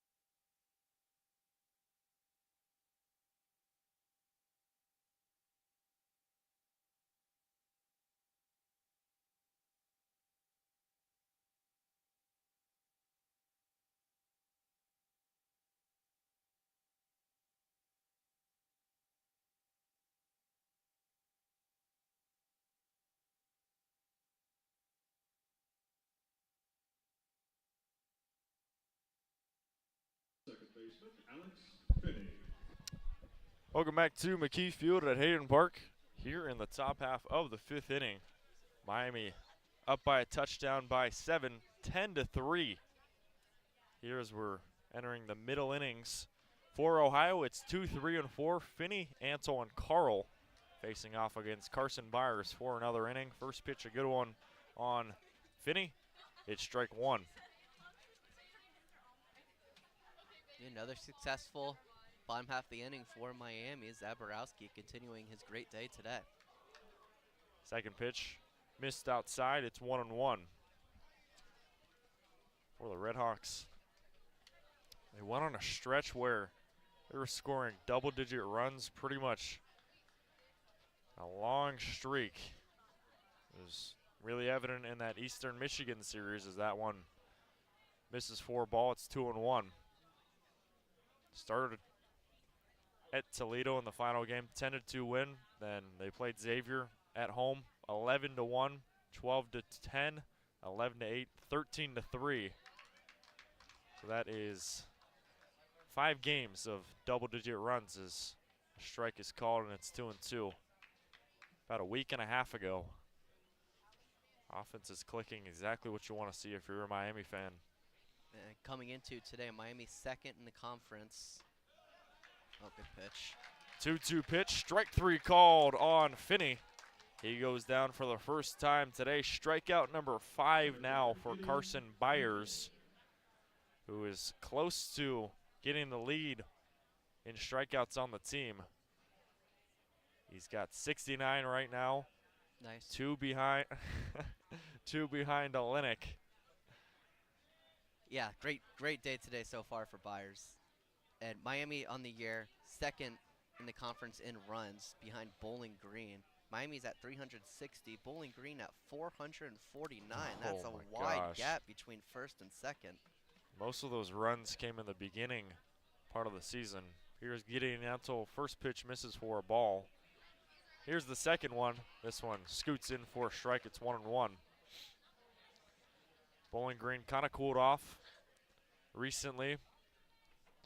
They're losing 5-6 versus Eastern Michigan at Ypsilanti. 1-1 pitch hit into shallow center field. It's going to drop in right in front of the center fielder McDonald for a base hit. Gordon as well was sprinting towards that one, but that one snuck in into no man's land. It's going to be a 1-out single for Ansel here in the 5th. And getting Ansel just getting on base any way, anyhow. That bloop single there, and then that 15-pitch walk that we saw in the 3rd inning that really jump-started this Ohio rally. Runner at first, 1 out. Here brings in Caleb Carl, who had a 3-run double in the 3rd. Responsible for all 3 runs on the OU scoreboard. He takes the first pitch ball. It's 1-0 on the outside corner.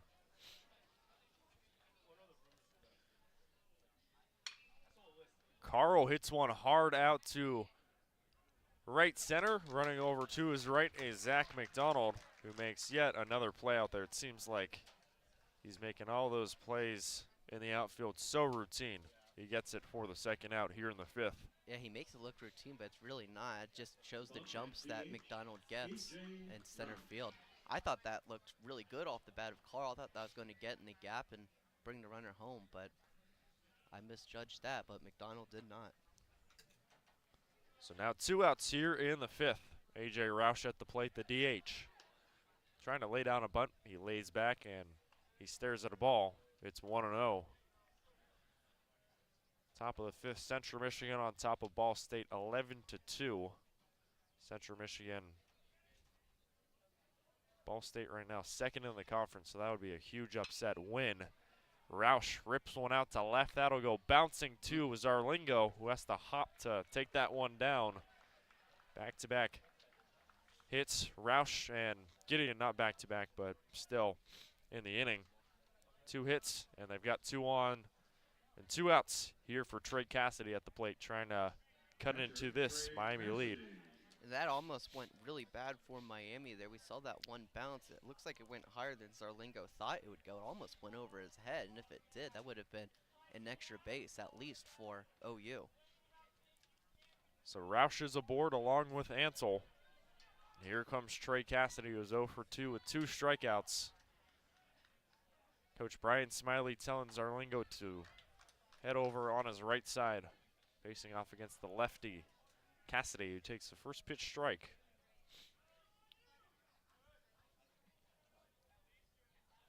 Trey Cassidy, another freshman in this OU lineup.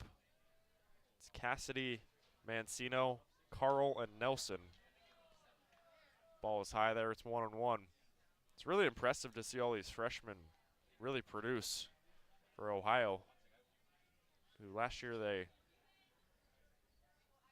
were 19-30, so kind of similar season to this year, 5th in the MAC. This one misses down low for a ball. It also scoots away from Novak. Both runners go station to station. Rouse over to second and Ansel over to third. Last year, 15-15 in the MAC, they were so-so. They last made the MAC tournament in 22. They were 21-15 in the MAC 2 years ago. 2 balls and a strike, and this one plunks Cassidy on his back. And with that, that officially loads the bases here. 2 outs. Carson Byers in a jam. Yeah, it looked like a promising start for Carson Byers, but turning into a little bit of a jam here for the lefty. So it's bases full of Bobcats and 2 outs for Paulie Mancino, who is 0 for 2 today, a ground out and a strikeout. Got Ansel at third, Roush at second, and Cassidy at first. He takes the first pitch. Strike fired in from Byers. It's 0-1. Yeah, good to see Byers get ahead there. Big first pitch strike there. For Byers, the sophomore, just trying to end this one in a good way here for Miami. Second one is fouled back on the right side, and he's behind 0-2.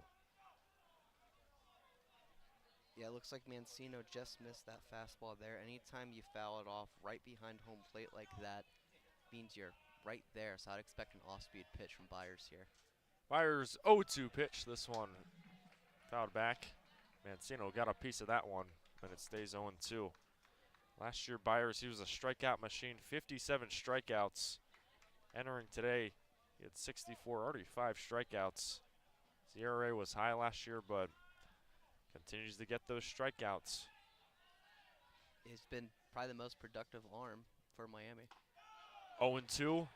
Miami really wanted the call there, but misses outside just on the far edge, and it's 1-2. Yeah, our view is not completely straight on home plate. Looked good to me, but if I had to guess, I would guess it's a little bit outside. 1 ball, 2 strikes, 2 outs. Bobcats trailing by 7. Bases loaded. Here's the pitch home. Swing and a miss. Strikeout swinging. Byers strikes out Mancino with the bases loaded. He gets out of the jam, and he collects strikeout number 6. 70th on the season. Byers is rolling. The RedHawks are rolling. It's all Miami. And we will head to the bottom half of the 5th with Miami up by 7. You're listening to Miami Baseball on RedHawk Radio. Andrew Relvas alongside Bryan Miller. Thanks so much for tuning in and spending your Sunday afternoon with us.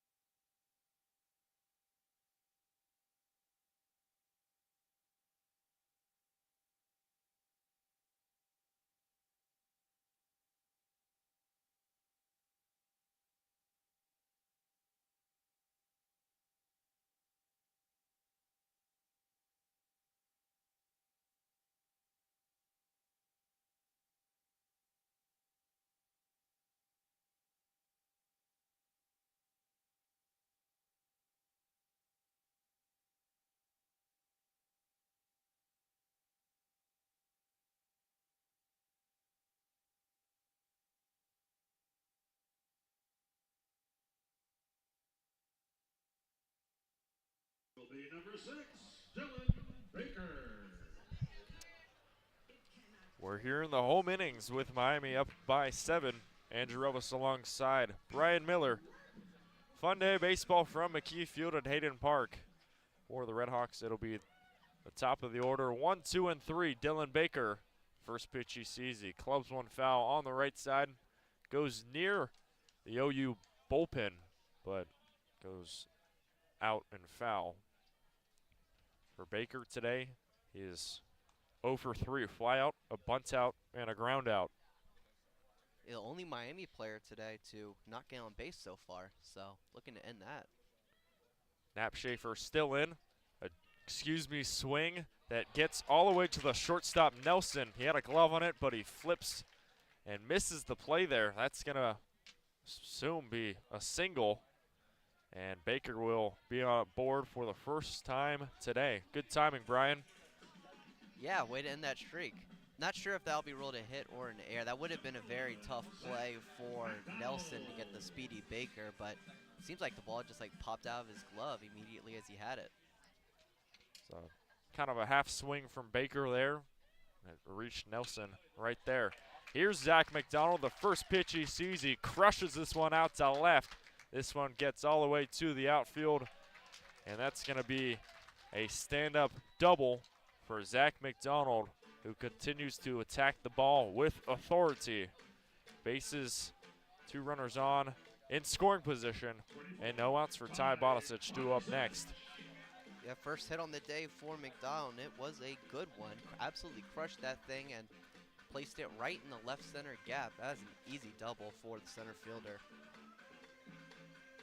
So here's Ty Bodicic to the plate. 2 for 3. 2 singles and a ground out. Trying to get another RBI here for Miami. First pitch from Knapschafer in there for strike 1. And the OU infield playing in, they really can't afford to give up any more runs at this point. Miami up by 7. Here's the pitch home. And strike 2 called. Bodicic behind on Knapschafer here, 0-2. For Bodicic, he's been an RBI machine, second in the team behind McDonald. 49 RBIs on the season. 0-2 pitch skips down low for a ball, and it's 1-2. Bodicic, the Western Kentucky transfer, spent 2 years out there. Conference USA all-freshman team in his first year. He hit .243 last year. The 1-2 pitch misses down low. It's 2-2. This year, he has absolutely exploded. .323 hitter. Ton of extra base hits. 16 doubles and 4 home runs. Huge bat. A bouncer over to the second baseman, Finney. Throw over to first to Bryce Smith in time. The runner over at third, Baker, didn't decide to go. So there's 1 out, 2 runners in scoring position, and Evan Applewick due up. Yeah, I think if Baker broke immediately as soon as he heard bat hit ball, I think he would have been able to get there on time. It was a very high bounce for Finney, the second baseman. But if you're going to hesitate, you might as well stay and not get the out at home. So here's Evan Applewick. Another RBI chance. He takes a first pitch ball that skips low. 1-0. Applewick 1 for 2. RBI single in the first. Pop up and a walk in the fourth. Got 2 runners on. Third and second. This one grounded over to Nelson, the shortstop, who throws over to first in time. Back-to-back groundouts halt the runners as well. They stay put. And there are now 2 outs. 2 runners in scoring position for Anthony Zarlingo.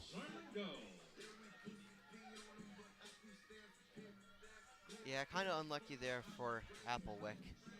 Time you hit it hard to the third baseman, runners aren't going to go in that situation. You want a guy who's been swinging it well today? Anthony Zarlingo. He takes a first pitch strike from Knapschafer. It's 0-1. Zarlingo 1 for 2.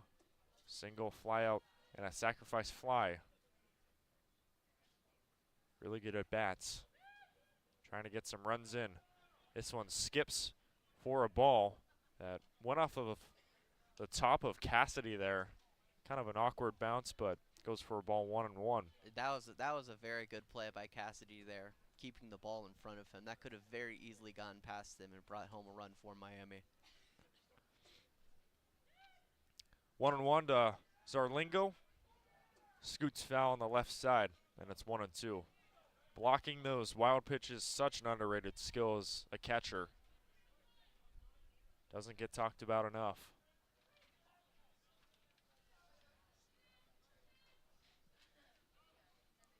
Zaborowski on deck. The RedHawks really want to see him come up.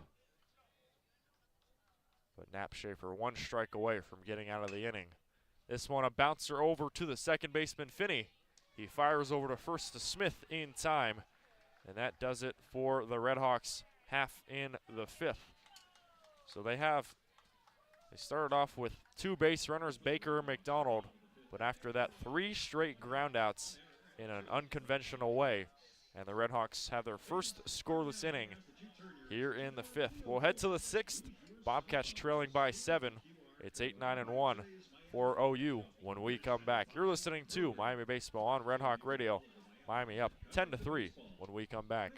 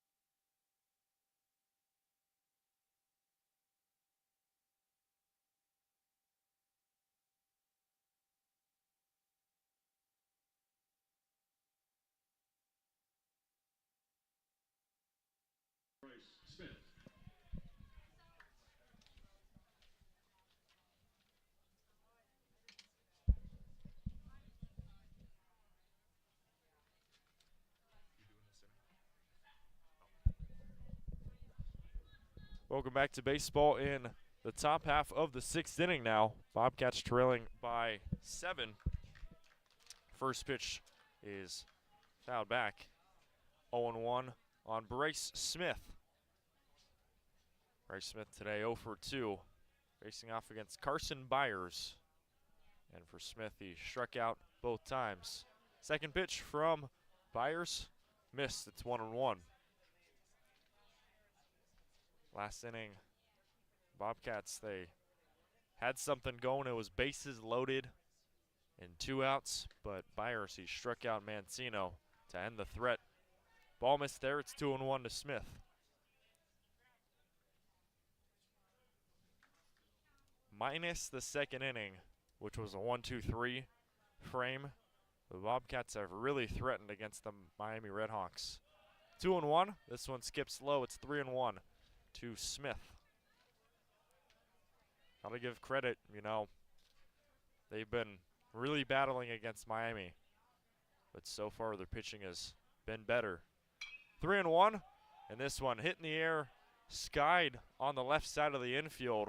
We'll see who makes the play, and it is Rylan Zaborowski over at third on the front stages of the left field grass, and he is there under it for the first out here in the 6th. Yeah, we saw Zaborowski at first having trouble fighting the sun immediately off the bat, but able to corral it in.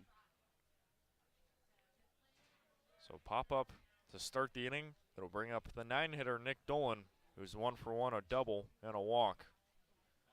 Dolan was trying to lay down a bunt there. He holds back, but Byers completely missed Novak there. One skips back to the backstop for ball 1.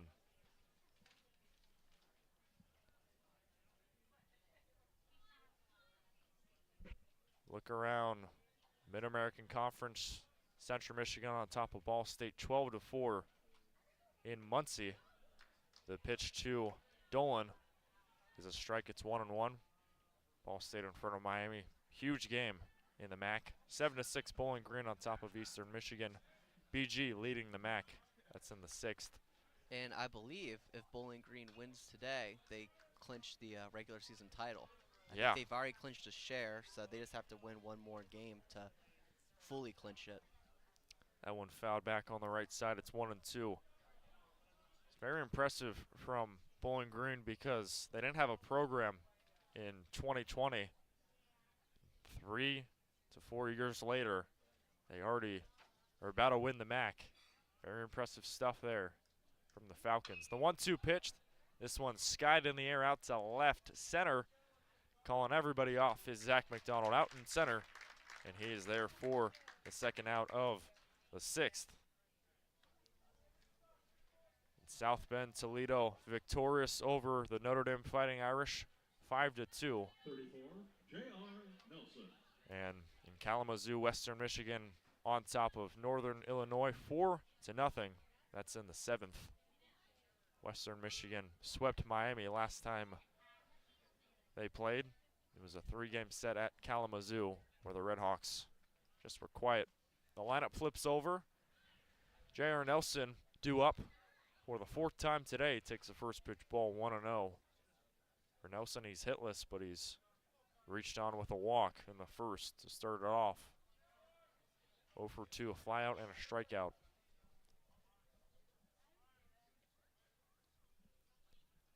The freshman stares at a ball high, and it's 2-0.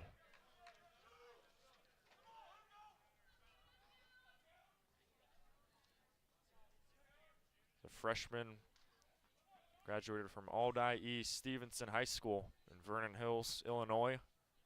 Earned 4 varsity letters in high school. Hits one in the air on the right side. Playable for the right fielder Ryan Novak, and he is there for the final out of the 6th inning. So a 1-2-3 6th inning for Carson Byers, who continues to coast against the OU Bobcats. We're going to go to the bottom half of the 6th with Miami still leading by 7. Zaborowski, Novak, and Novak due up next. More baseball in a moment here from McKie.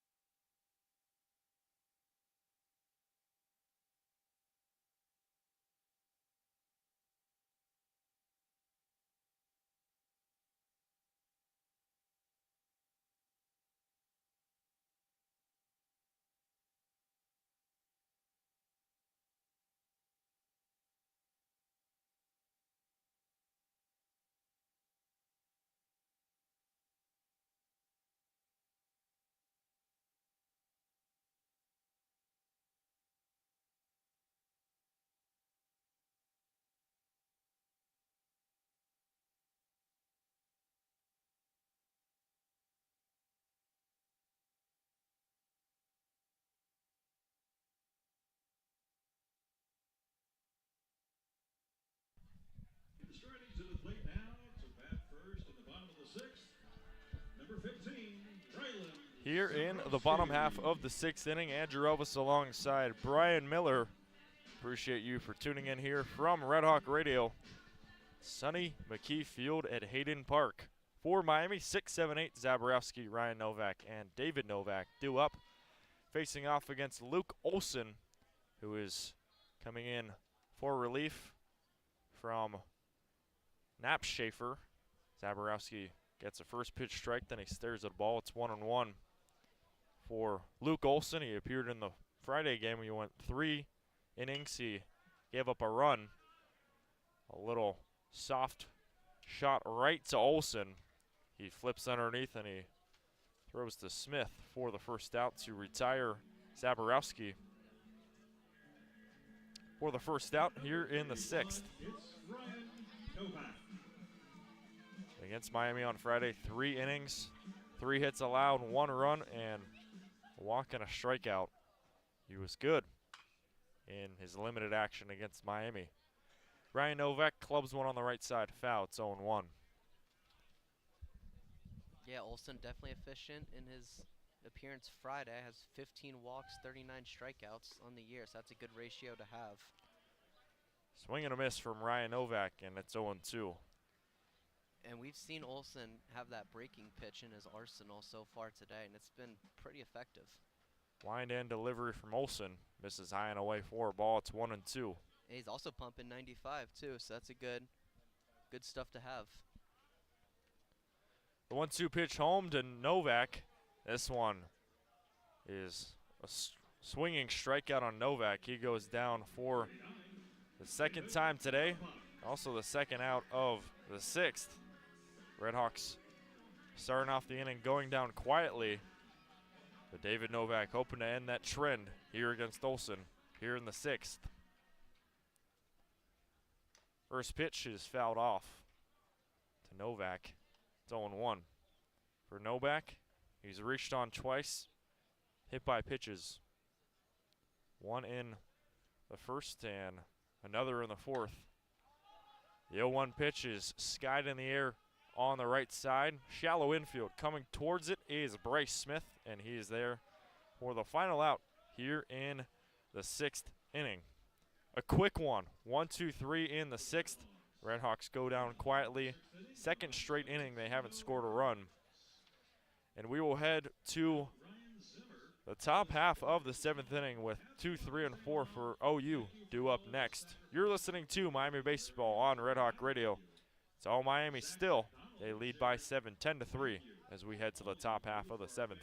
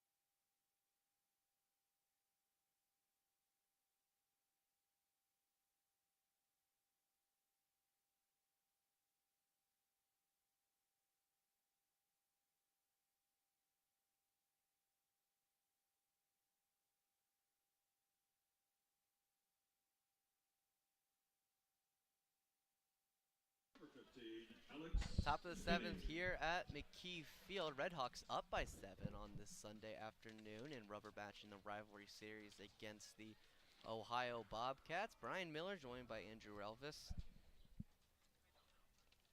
Carson Byers remains pitching for the RedHawks. 5 strikeouts today. His first pitch to Alex Finney is low and inside for ball 1. Byers been very efficient today. No runs, only given up 3 hits so far, no walks, 5 strikeouts for the lefty. As that is outside for ball 2.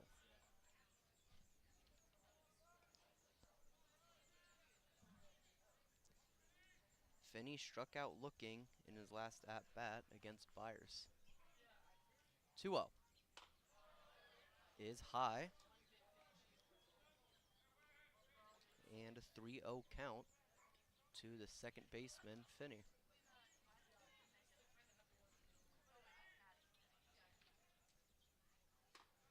Byers able to find the zone there, though. And makes it 3-1. Byers trying to fight back here.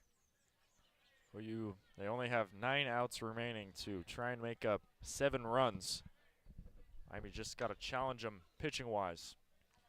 That is fouled off down the left field side and brings the count full. So Byers able to fight back down 3-0, able to bring the count full. See if Byers goes breaking stuff here on Finney. Likes to chase those pitches. Wants to smoke one. We'll see which way it goes. Payoff pitch is high. Tried to blow the fastball by Finney, but left it a little bit too far upstairs. And Finney with a leadoff walk in the top of the 7th. Good at bat there from Finney. He made Byers work. And the Bobcats continue to put the pressure on. Runner at first, no outs.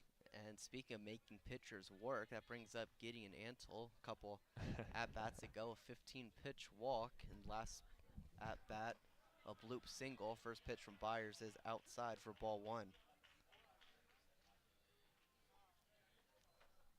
And Novak's going to go out to talk to him just for a second. Little meeting at the mound here. RedHawks remain up 10-3 here in the top of the 7th in this rubber match, in this rivalry battle of the Bricks baseball series. And last conference game of the year for the Miami RedHawks. Last chance for them to improve their seeding before the MAC tournament in about a week and a half, 2 weeks. Byers set, 1-0, is fouled off by Antle. It's going to land in the Ohio bullpen. Doesn't look to be any action in the Miami bullpen. Few arms going in the OU bullpen, though. Probably going to switch it up. That's Coming up. hammered Ooh. down the left field line and hits the J. Hayden Baseball Center. Looks like that got a window. My goodness, that came flying in. That was absolutely crushed by Gideon Antle.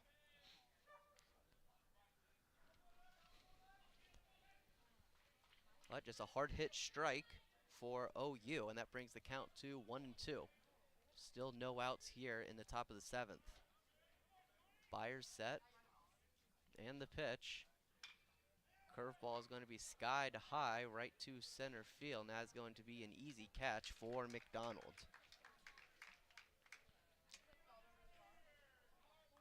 They've really quieted Ansel this weekend. It's really impressive because he came into this weekend 3rd in the MAC in batting average, 5th in hits, 1st in doubles, and 12th in RBIs, and they have really shut the door on Ansel this weekend. Only But still, 2 hits. Still after that at bat, still hitting .362 on the year, so very strong season for Gideon Antle. First pitch to Caleb Carl is outside for ball 1.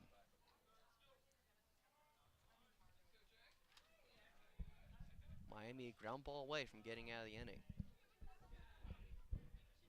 Pitch from Byers, high and outside. 2-0 count. Carl today 1 for 2 with a hit by pitch and a double.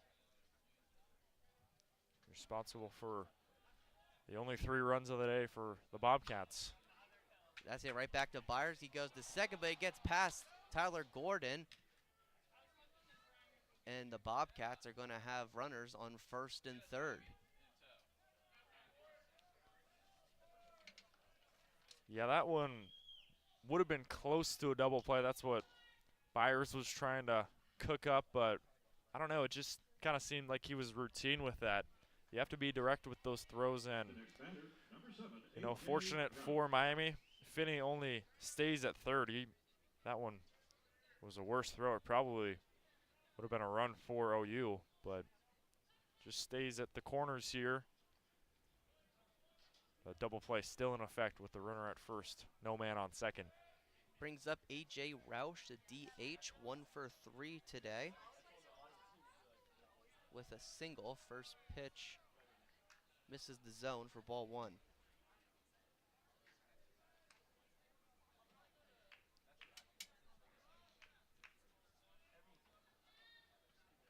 I think if you're Miami, you just need a ground ball here. I don't know what pitcher you'd rather have on the mound than Carson Byers, someone that is really good at not allowing hard contact, as that is fouled off behind home plate, evens the count at 1-1.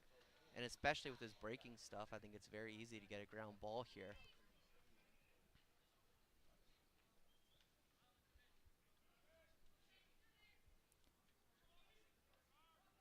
1-1 to Roush. Is hit hard. He gets past Zaborowski, and that is going to bring a run home. So right after I say Byers good at not allowing hard contact, a hard hit single makes it a 6-run deficit for the Bobcats. I don't know anybody on this OU lineup who has hit it harder than Roush this weekend. 1 for 4 on Friday, 3 for 4 on Saturday, and today 3 for 4. All 3 of those hits being singles. You know, singles don't seem like a lot, but that one smoked right to Zaborowski. Might be it for Byers. Yeah, we have a meeting on the mound here. Looks like we're starting to have some action in the Miami bullpen. It looks like it is number 35, Ryan Zimmer, starting to walk around. Zimmer did appear in yesterday's game, but it doesn't look like he's actively throwing, so I think Byers will remain in. Byers given up 4 hits, just 1 run, 1 walk, and 5 strikeouts. He's at 67 pitches currently. Meeting broken up, and the lefty will remain in. Another lefty-on-lefty matchup here for Miami. He's going to face the catcher Trey Cassidy, who is 0 for 2 today with a hit by pitch in his last plate appearance. Double play still available though. First pitch from Byers finds the zone for strike 1. Byers so far 6 strikeouts. He has been a man on a mission here. You know, you don't have to get a strikeout every out, but he's certainly treating it like that. Wants to rack up those strikeout numbers. Pitch from Byers outside, evens the count at 1-1. Yeah, my scorebook says Byers has 6 strikeouts, but the website says 5, so I'm pretty sure 6 is the right number. Don't want to discredit him. I think they were arguing that strike 2, it was like a 2-2 count, and then he came in to strike out the other guy. Ah, I see.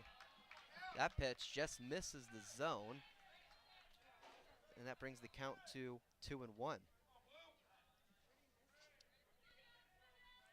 Yeah, I'm not sure who would get the credit for strikeout in that situation. It's kind of unique. I think they're saying Mastery. Either way, though, a lot of strikeouts. Big swing and miss there from Cassidy, flailing at that off-speed pitch from Carson Byers.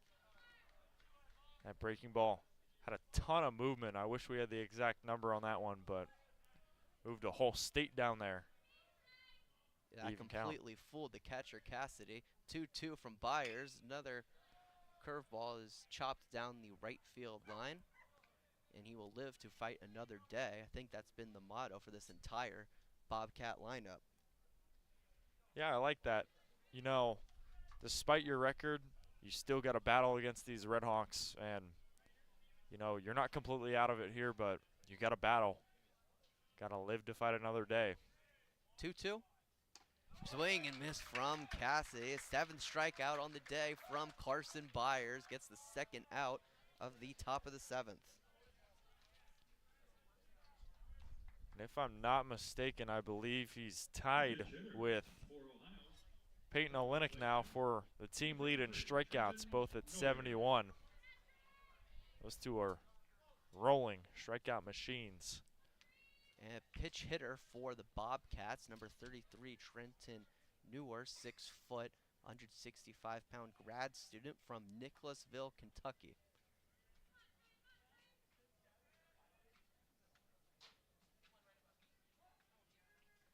Newer has not played since April 28th against Toledo. Lefty on righty matchup here. First pitch from Byers. Check swing from Newer. He went. And an 0-1 count. For New as well, he comes in with a 192 batting average. 18 games played for the Bobbies. Doesn't have a ton of playing time. And last year he only played 5 games for OU.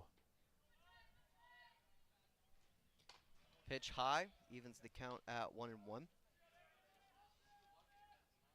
he is pitch hitting for Paulie Mancino. So I'm assuming he will replace him in right field as well. But we shall see. 1-1 pitch from Byers. Curveball just misses the zone. Brings it to 2-1.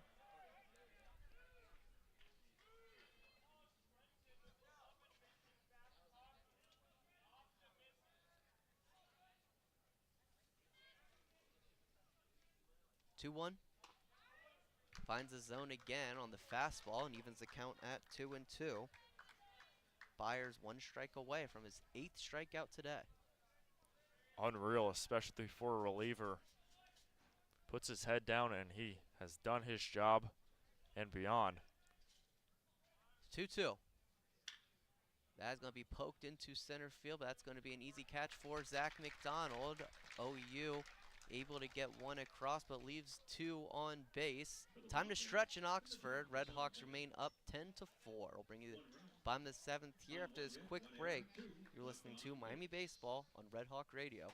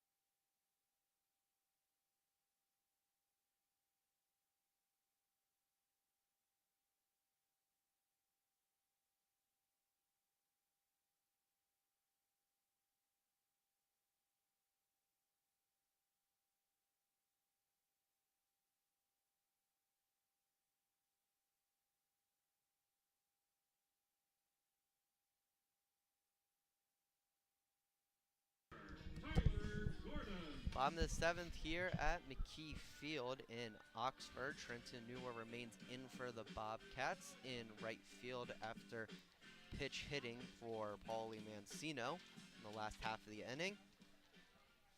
Luke Olson remains in to pitch for OU. He'll be facing bottom of the order Tyler Gordon for Miami. First pitch outside for ball 1.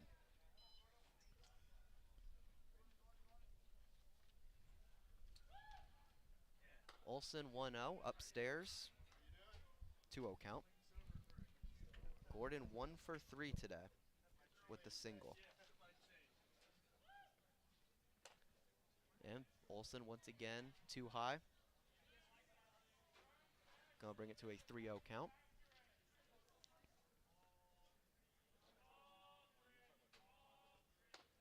And Olson once again upstairs. A 4-pitch walk for Tyler Gordon, and the leadoff hitter is on for the RedHawks. Assuming if the RedHawks can hold on and win, this will be their 4th straight conference series that they're able to win. A few sweeps here and there, but for the past month and a half, it has been a phenomenal time to be a RedHawks fan. Yeah, this has so far been a really good response for Miami as Olson's able to find the zone there. 0-1 count to Baker. Yeah, especially after yesterday's performance, I think it's very encouraging to see Miami respond like this. That has hit the 3rd. He's going to go to second. That's going to be a double play for the Bobcats. 5-4-3 double play for OU. And that is much needed. Once again, we see the good defense from Nick Dolan, who made a ton of great plays on Friday. Casually flips the double play, and there are quickly 2 outs here in the 7th for Miami. First pitch from Olsen in for a strike to the center fielder, Zach McDonald. 1 for 2 today. Hit a hard hit double in his last at bat as Olsen is once again upstairs, evens the count at 1-1. McDonald with that double and 2 walks today. Pitch outside, brings it to 2-1. Olsen working very, very quickly. Seems to be a prevalent theme in the Ohio bullpen. 2-1 pitch is skied high down the right field line. Is that going to stay in play? It is not, despite the best efforts of first baseman Bryce Smith. Honestly, seems like these OU relievers, they have an internal clock on them. You know, we do have a pitch clock here. New rule in college baseball this year, but these guys are trying to move quick. Get the game finished in under 3 hours for what could be the 3rd straight day. Really quick days of baseball. And they've been high-scoring games, too. It's Oh, not, yeah. not exactly pitcher's duels. 2-2. Is skied high once again by McDonald and once again down the right field line. I think this one's going to stay in, though. It's going to be a tough play for Bryce Smith, but he's able to make the catch. RedHawks go down 1-2-3. And after 7, RedHawks remain up 10-4. We'll bring you the top of the 8th after this quick break. You're listening to Miami Baseball on Red Hawk Radio.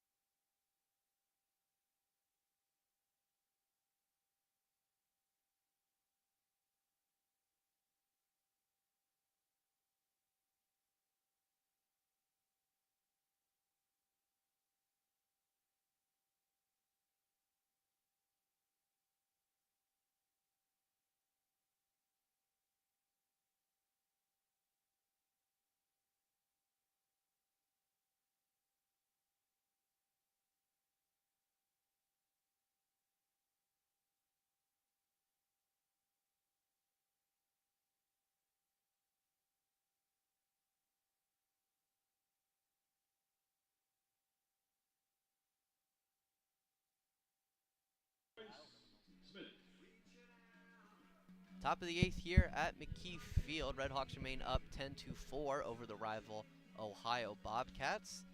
Carson Byers remains in to pitch for Miami. He'll be facing the left-handed first baseman, Bryce Smith. First pitch, curveball hit hard to Gordon at second place, just out of his reach. Actually, it looks like it went under his glove. Regardless, leadoff single for Smith and the Bobcats.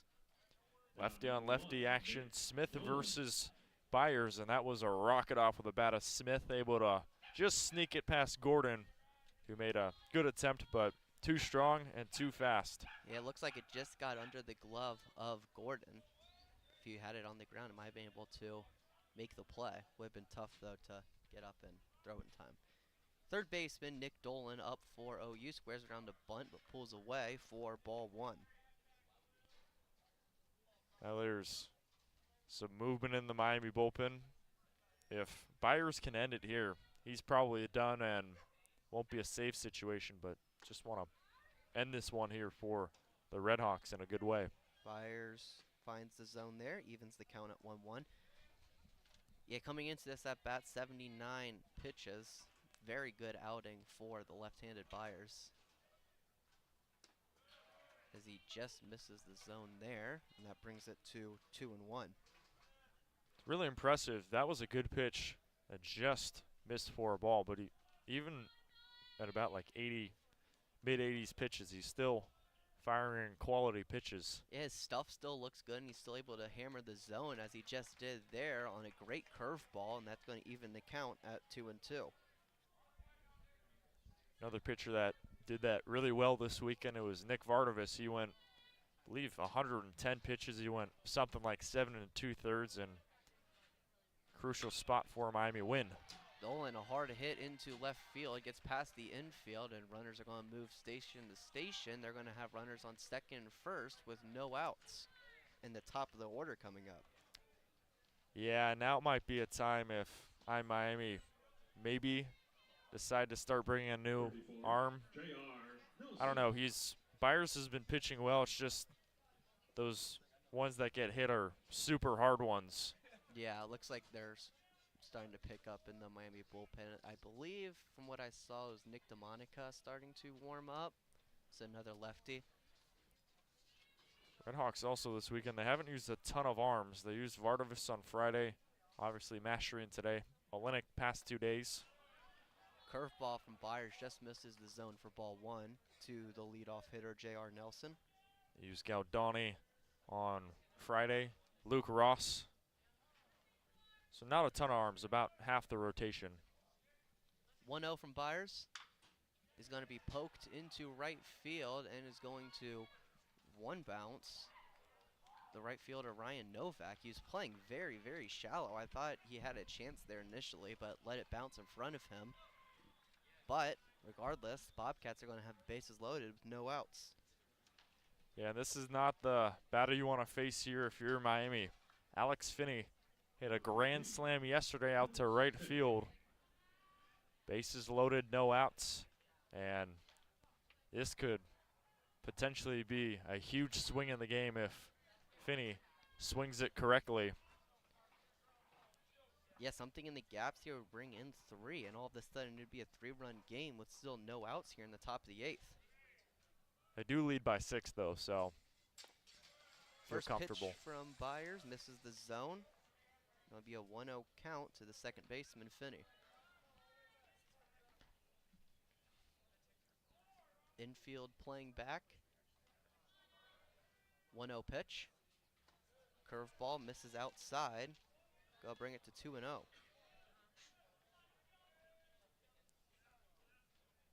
Seems like Byers is starting to run out of gas here against the Bobcats here in the 8th.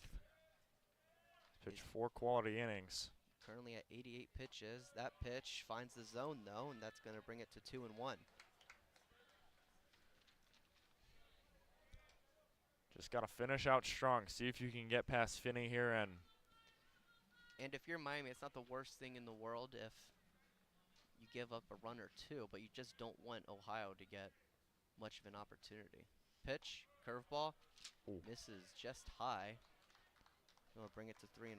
That was a close one there from Byers, but just a little bit tall there on a 5'10". And a big pitch here. Byers has to give him something to hit. Nowhere to put the batter.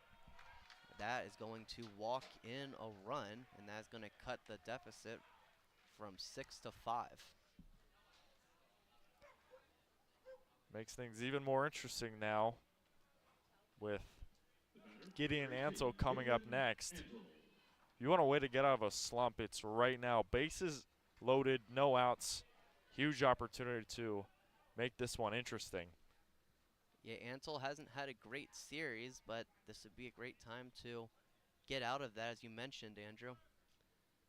First pitch is low for ball 1. Yeah, even though those pitches are close, I don't know. Personally, I would make the switch now, sooner rather than later, especially with Carl and Roush due up next. And we know that the Miami coaching staff is not hesitant, as that pitch is high for ball 2, not hesitant to make a pitching change in the middle of the count. Yeah, we saw that both days. Doesn't happen much, but they've been doing it this weekend. 2-0 count to the center fielder, Gideon Antle. Pitch from Byers. Finds the zone there. It's going to bring it to 2-1. Quality pitch there, making this one a little bit closer here on Antle. Need another one of those here in a huge spot. 2-1. Finds the zone again. That's going to even it up at 2-2. Two straight fastballs, able to find the zone there. If you get the out here, it shortens things up way more for OU. Yeah, it makes things a lot different. At that point, you're one pitch away from getting out of it, as that is fouled back by Antle.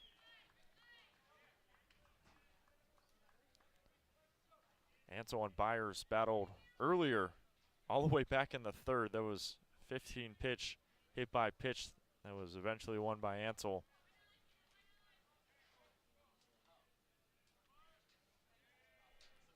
Byers set, pitching from the stretch with the bases loaded. 2-2, that is going to be hit into center field.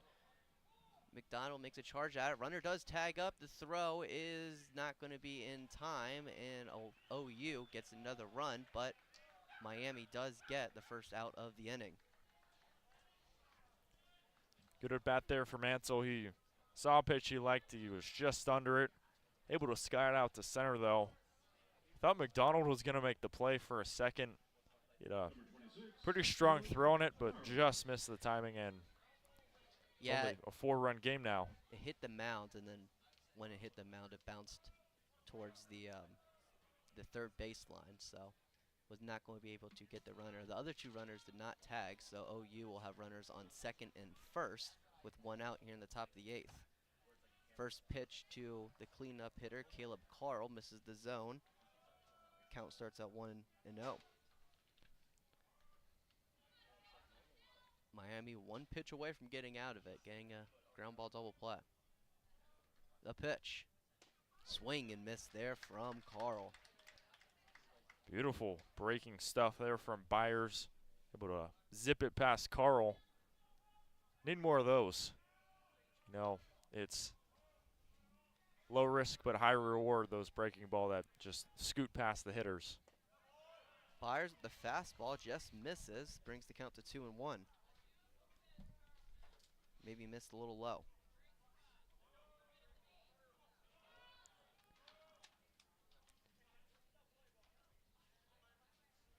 Byers set. 2-1 pitch.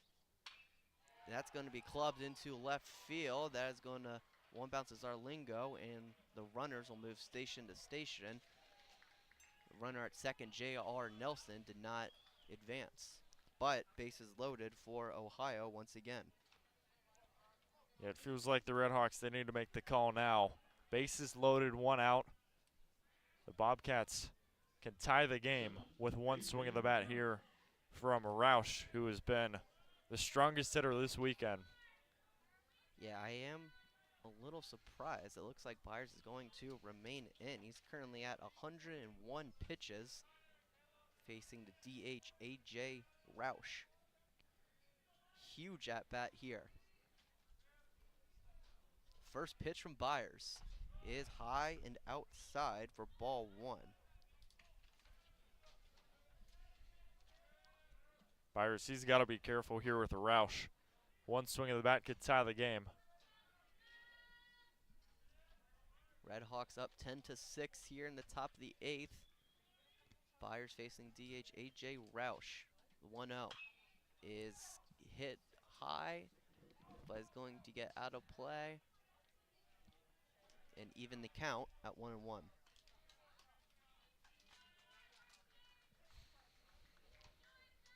For Roush yesterday, 4 RBIs, a double, and a home run.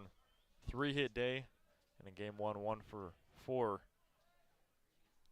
Just got to find the right pitch selection here against a intimidating hitter.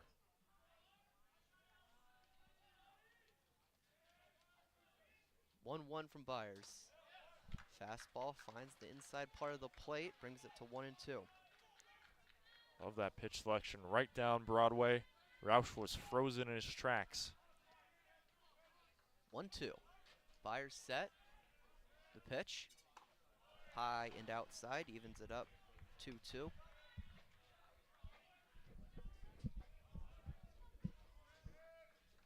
Infield playing about normal depth, a little deep. Cannot let it get past them. Any ball in the outfield will bring in 2 and cut the deficit to 2. The pitch from Byers is high and going to bring the count full. And the Ohio dugout starting to make some noise.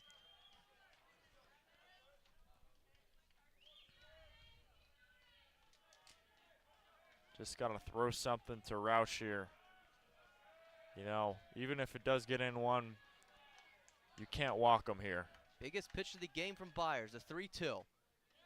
Bounces in front of the plate, and that's going to walk in another run, and that's going to cut down the lead to 10-7. Yeah, and Byers, it just seems like he's out of gas. I'm not really sure why he's still in this game.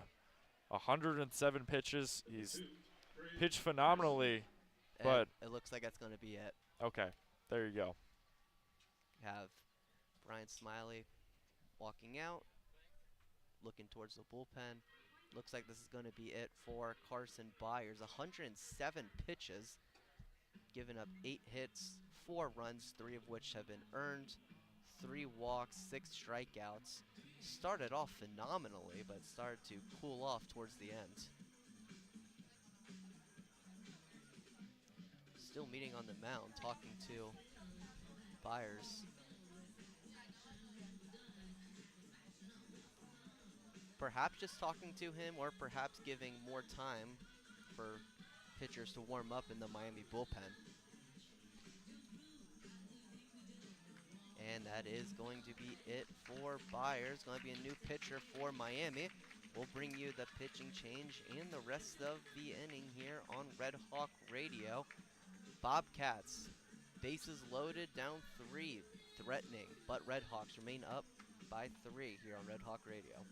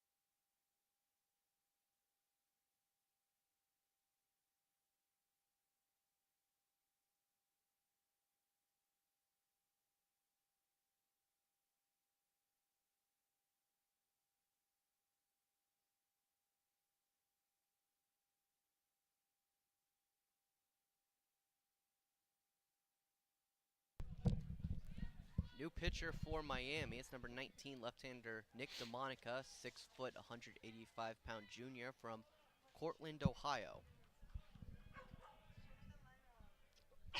And he will be facing the catcher Trey Cassidy. Lefty on lefty matchup here. Bases loaded. 1 out here in the top of the 8th. Miami up 10-7. First pitch from DeMonica. Curveball in for a strike. DeMonica last through Wednesday at Xavier through 1 2/3, gave up 4 runs, 2 earned on 4 hits, 1 walk, 1 strikeout. The 0-1 is outside, gonna even it up at 1-1.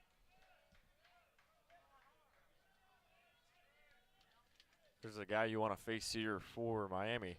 It's Cassidy. He's 0 for 3 with 3 strikeouts. 1-1 pitch. Another curveball. Did he go? Looks like he did not. Brings the count to 2-1. Able to hold his swing back.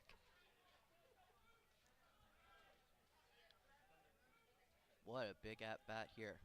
Biggest at-bat of the game for both sides. Pitch from DeMonica. Outside again. Gonna bring it to 3-1. Seen DeMonica really hammer home that curveball, but has not been able to find the zone. Gotta give Cassidy something to hit here. Cannot walk in another run. The 3-1 is outside, and that is the 3rd run walked in this half inning. And that's gonna make it 10-8. Number 33. Yeah, and this seems just like a tale of 2 halves of the games here between the RedHawks and the Bobcats. First half, it was all Miami. They kind of cooled off, and now it's all OU here in the closing stages. OU got 1 across in the top of the 7th and have scored 4 here in the top of the 8th. They just have not given up as Trenton Newer, the right fielder, steps up for OU. First pitch, high and outside for ball 1. DeMonica having trouble finding the zone so far.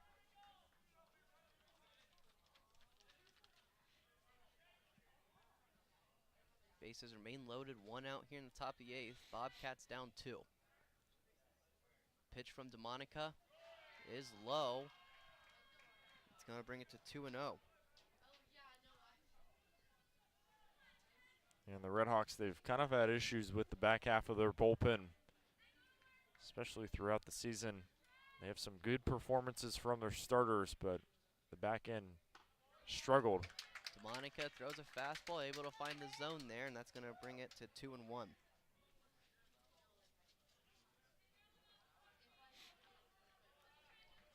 Infield remains deep, facing the right fielder Trenton Newer, 0 for 1 today.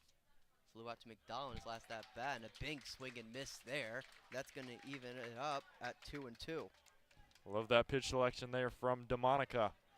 Challenging Newer. Go right down the plate and make him swing. 2-2 count to the right fielder. DeMonica set. The pitch. Got him swinging. A huge strikeout for the lefty, Nick DeMonica, and that is the 2nd out of the top of the 8th. Yeah, that was a massive strikeout. Nick DeMonica goes right down Broadway, and Newark cannot catch up to it. Shortens things up, though. 2 outs, bases still loaded. Bobcats a little bit shortened up here. Bryce Smith, the first baseman, up for OU. First pitch to Smith is outside for ball 1. Smith led off the top of the 8th with a single. Now facing a 1-0 count against lefty Nick DeMonica. The pitch. Able to find the zone. That's going to even it up at 1-1. Big lefty on lefty matchup here in the top of the 8th. Miami remains up 10-8, but Ohio has the bases loaded with 2 outs. 1-1 pitch from DeMonica is outside, and that's going to bring it to 2-1.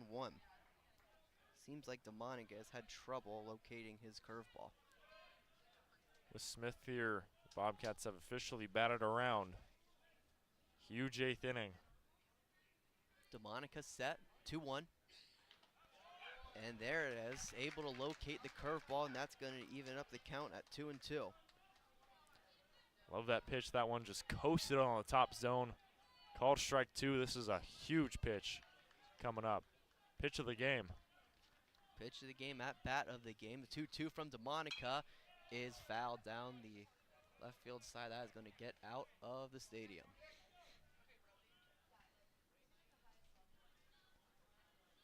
DeMonica here just throws something that Smith isn't expecting. He was expecting off speed there. He destroyed it. Just messed up the timing though. DeMonica set. 2-2 pitch. And that hit him. And that's going to bring in another run for OU. It is now only a 1-run lead for Miami.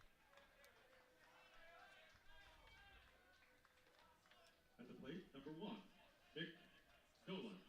That's now 6 straight runs for the Bobcats. A 6-0 run. Started in the 7th. They have really battled back and they have fought to the very end. They just keep fighting as the third baseman, Nick Dolan, steps in for the Bobcats.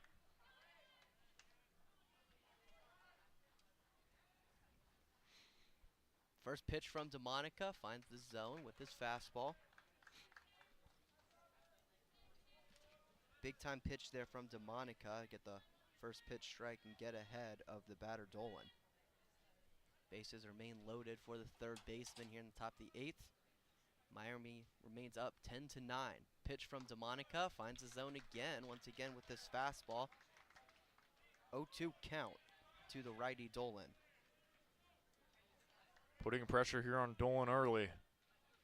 Another great big pitch coming up soon on DeMonica. We'll see which way it goes. The pitch. That is going to be clubbed into the left center gap, but it's going to be off of the glove of Zarlingo. That is going to bring home 1 and 2, and that is going to be a bases clearing double for the third baseman, Nick Dolan. And now Ohio has taken a 12-10 lead. Wow.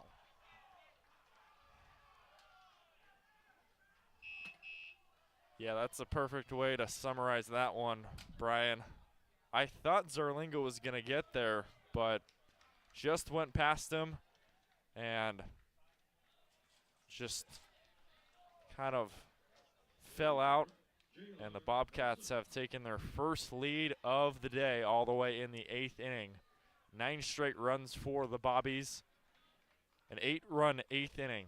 This is unreal. This has been quite a rally from the Ohio Bobcats, as you mentioned, Andrew. 8 runs here in the top of the 8th inning. First pitch from DeMonica to the top of the order. J.R. Nelson finds the zone for strike 1. And at this point, if you're DeMonica and the Miami defense, you just got to limit the damage down. Now you got to play catch-up. 0-1 is low and inside. That's going to even the count at 1-1. And it looks like this might be the end of the road for DeMonica. I saw Smiley come out of the Miami dugout and point towards the bullpen. DeMonica 1 hit, 2 runs, both of which have been earned. 1 walk, 1 strikeout. As the ends of the road for the lefty, DeMonica. New pitcher for Miami. He's going to come into a 1-1 count with 2 outs and a runner on second, facing the top of the order for OU. We'll bring you the pitching change and the rest of the half inning here on Red Hawk Radio. Ohio up 12-10.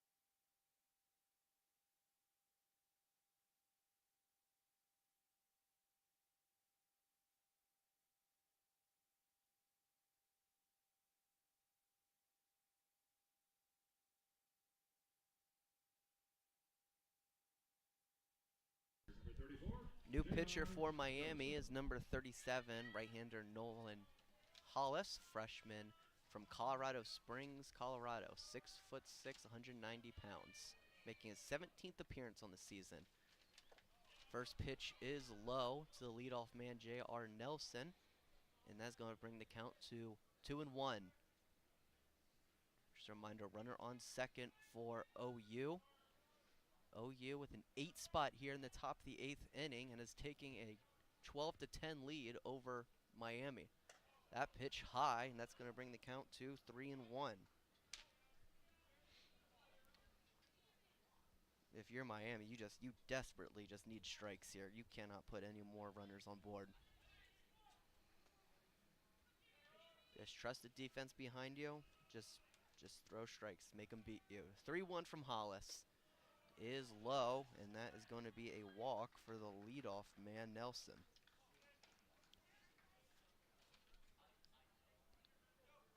You know, you can't be mad at that if you're Hollis, you know, coming in fresh and just trying to end this insane OU run. 9 straight runs in the 7th and now the 8th innings. It's really impressive, and just got to find some way to end it somehow, some way. Brings up the second baseman, Alex Finney, 0 for 2 today with 3 walks. First pitch is in for a strike, 91-mile-per-hour fastball. Able to find the zone.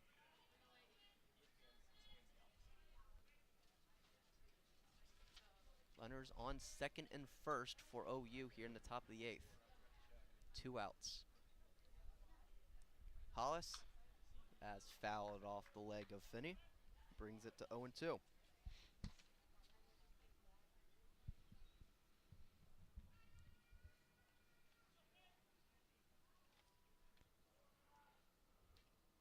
One pitch away from getting out of this. Hollis last through Wednesday at Xavier through 3 innings, no runs on 3 hits, 2 walks, 1 strikeout. Looking to limit the damage here against Ohio. 0-2 is low for ball 1. Hollis, he has some good speed. He's about mid-90s fastball. Impressive stuff from a true freshman. Trying to show out here in the final conference game of the season. 1-2. That is going to be skied high into the outfield. McDonald able to get under it and make the catch, but a lot of damage done. An 8 spot for the Ohio Bobcats. And Miami is going to be down 2 heading into the bottom of the 8th. We'll bring you the bottom of the 8th and the rest of the game here on Red Hawk Radio.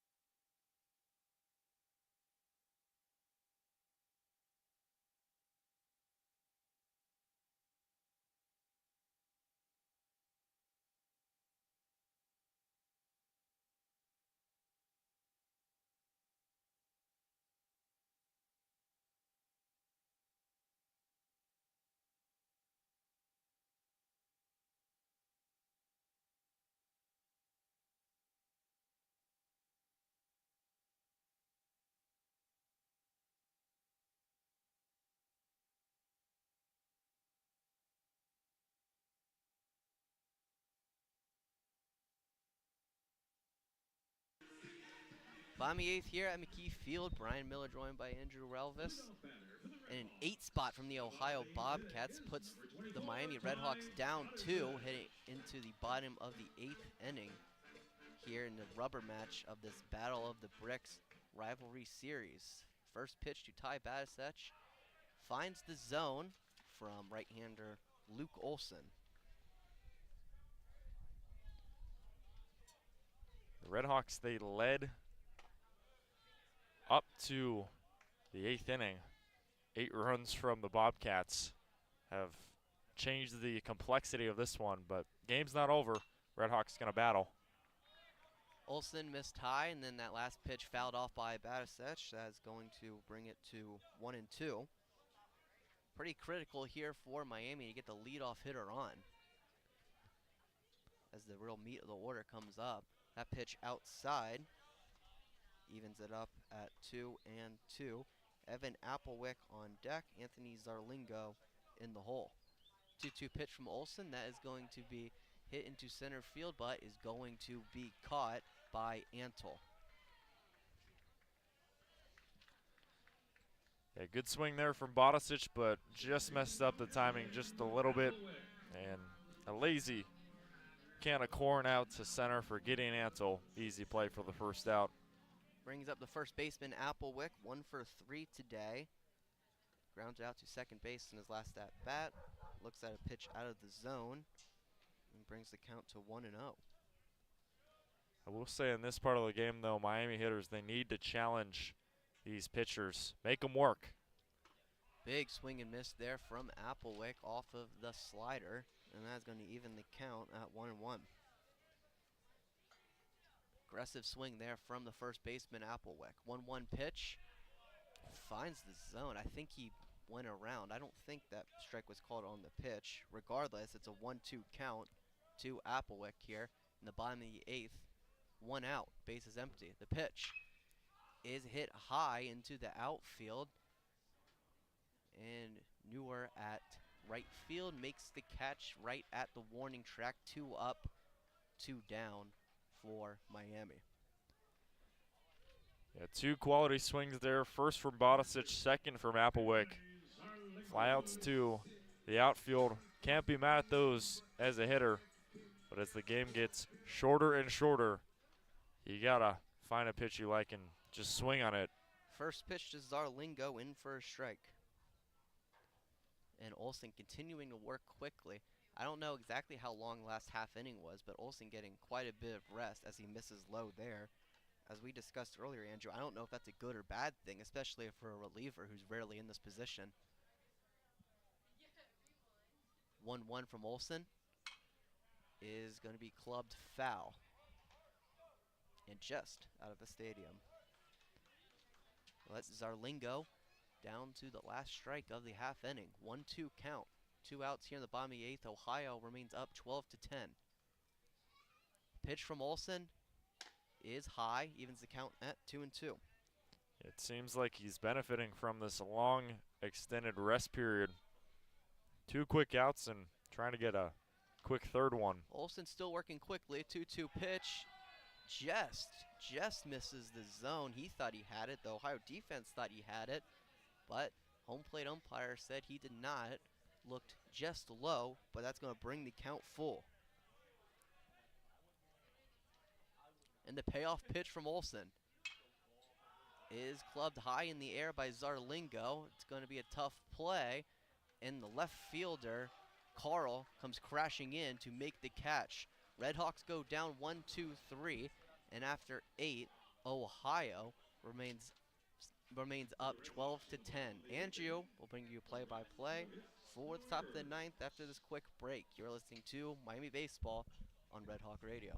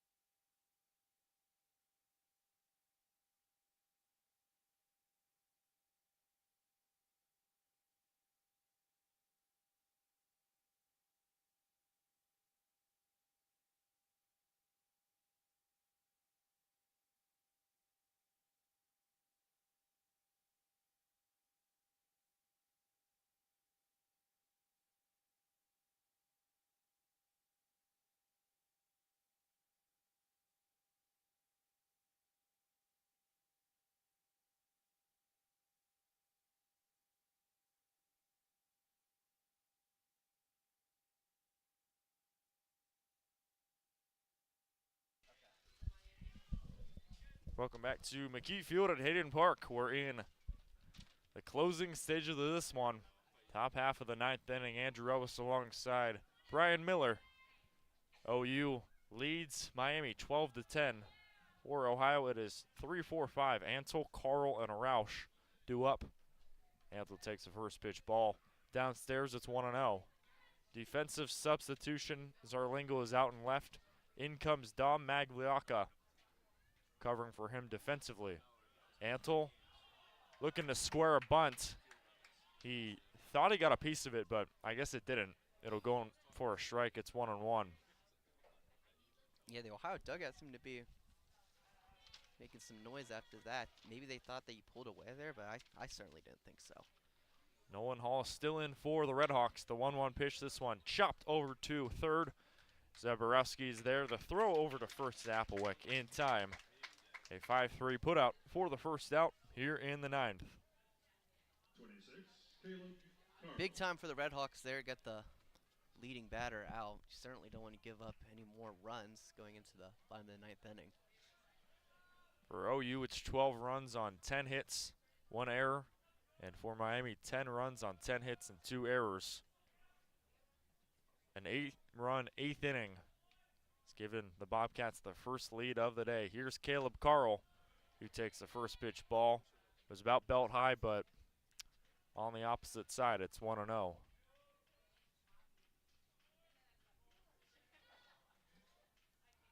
Bobcats put up a snowman in the 8th. Batted around. 1-0 to Carl. Sky high for a ball. It's 2-0. Can't afford any more walks. No more free bases if you're Miami. Should go without saying, but they have definitely struggled with that, especially in the last top of the 8th. Carl today, 3 for 4. A 3-run double and 2 singles. He cuts and misses with that one. It's 2-1. Beautiful breaking pitch there from Hollis. It's 2-1. He's reached on 4 times as well. Hit by pitch in the first. The 2-1 pitch home. This one scoots away for a ball. It's 3-1. Gotta give Carl something to hit here if you're Hollis. Just trust the defense behind you. Freshman from Fitchburg, Wisconsin, trying to get on for the 5th time today. The 3-1 pitch misses down low for ball 4. He is indeed aboard for the 5th time today. Bobcats threatening again. Runner at first, 1 out for A.J. Roush, the DH. A.J. Roush.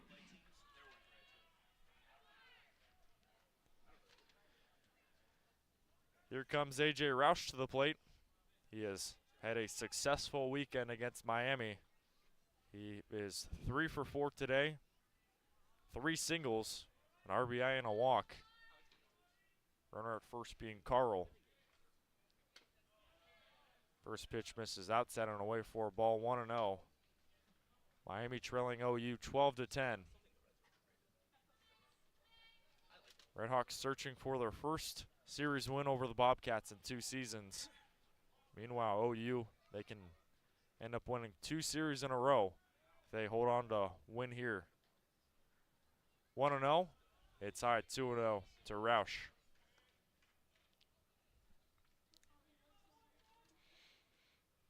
Seems like Hollis is having trouble locating his breaking stuff. I think I just go back to the fastball here on this 2-0. Got a few arms moving around in the Miami bullpen. Not sure if they will actually play a part. Strike snuck in there on the lower half from Hollis to Roush. It's 2-1. It went back to the fastball there. I think I'd just keep going in that direction. Double play ball in effect. The 2-1 pitch is clubbed foul on the right side.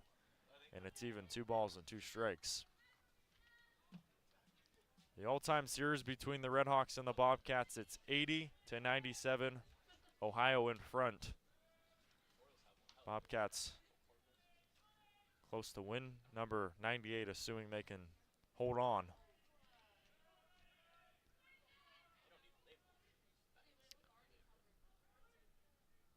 2-2 to Roush, and he swings away through this one, gets a piece of it, and fouls it back. And these Bobcats just don't give up. I mean, as soon as you get 2 strikes on them, it's like, oh, great, now I have like 4 or 5 more pitches because I know they're going to foul off so many. It's just got to be so tough for a pitcher mentally. These guys, they're going to be a problem for years. 4 freshmen are starting pretty much at a regular basis. They're going to be tough. Breaking ball, swing and a miss, strike 3. Hollis strikes out Roush, and he gets out number 2 here in the 9th. That's a good pitch there from Hollis. Way to locate the breaking stuff there. Cassidy. So 2 outs, runner at first.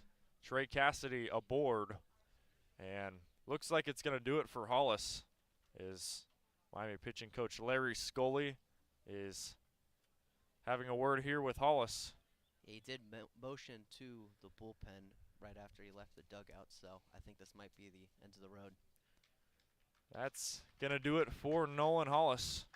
His final line will be 1 inning pitched, 2 walks, and 1 strikeout, responsible for the runner at first in Carl. New pitcher coming aboard will take a pitching timeout here from McKie Field. The score is 12-10, Bobcats on top of the RedHawks. Stay with us, more fun from Hayden Park when we come back. It's 12-10, Bobcats on top of the RedHawks.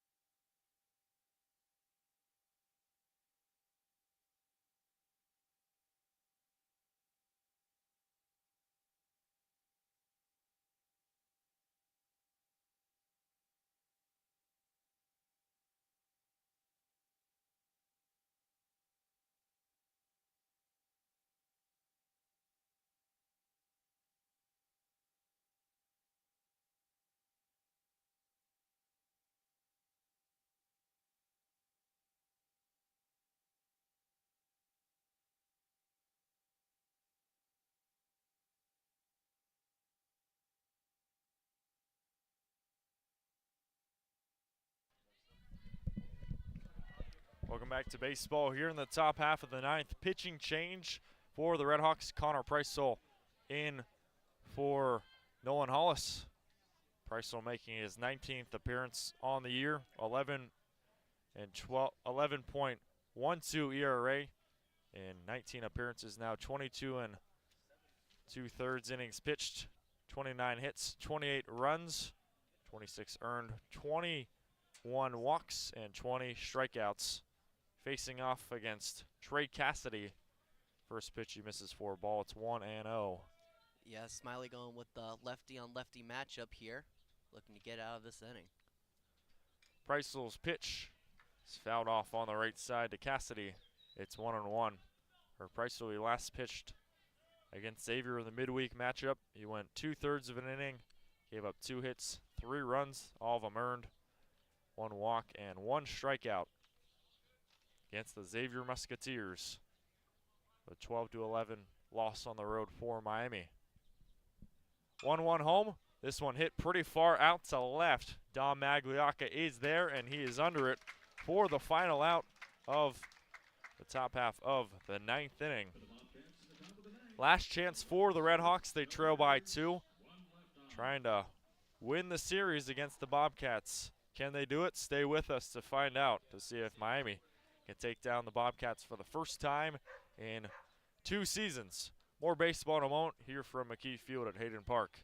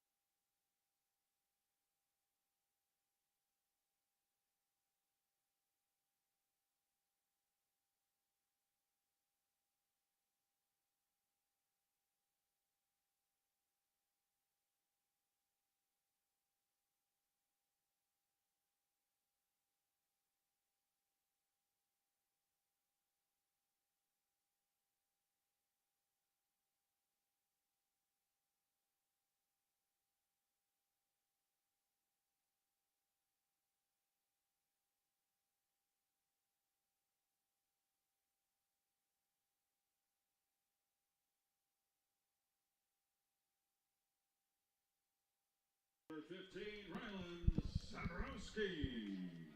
Here we are in the closing stages of this one. Fun Battle of the Bricks rubber match between Miami and Ohio. It's 6-7-8 facing off against Luke Olson. Zaborowski fouls one back, 0-1. After Zaborowski, Ryan Novak, and David Novak. I think this is the guy you want up right now if you're Miami. Zaborowski 3 for 4 today with a home run. Zaborowski tattoos one to left. This one carrying, and this one is gone. A no-doubt home run out to left field for Rakin Rylan Zaborowski. And the RedHawks are 1 run away from tying the game here in the 9th. Good timing there, right? Yeah, you called it. Come on. Oh my goodness. That was a no-doubter. That was an absolute shot. Zaborowski, his 2nd home run of the day. That's home run number 10 on the year. Miami only trailing by 1 now. Ryan Novak to the plate. He takes the first pitch strike, 0-1. Fouls one on the right side. It's 0-2. For Ryan Novak, 2 RBIs. He's 1 for 3 RBI double, 2 strikeouts, and a hit by pitch. And that Zaborowski home run has really electrified the Miami dugout. As that pitch is high and outside, really everybody's up on the top now. All it takes is one swing. Brand new ball game. 1-2 pitch, breaking ball, swing and a miss, strike 3. Ryan Novak goes down for the 3rd time today. Strikeout number 2 for Olson. First out in the bottom half of the 9th here from McKie Field. Yeah, Olson didn't seem too rattled after the Zaborowski home run. Maintained that very fast pace and was able to take out Novak. Here's the other Novak, David Novak, who fouls one back. Hit the screen behind home plate. David Novak, the star catcher for the RedHawks. He's reached on twice with hit by pitches. Flew out and popped up the other times. So hitless, but trying to break out of it. He clubs one foul on the right side, and he's behind 0-2. Staying aggressive, as I think you have to in this situation. Now Novak's going to have to fight here. Olson about the mid-40s in pitch count. The 0-2 pitch to David Novak. He stares at a ball that went outside, about belt high, but opposite batter's box. 1-2.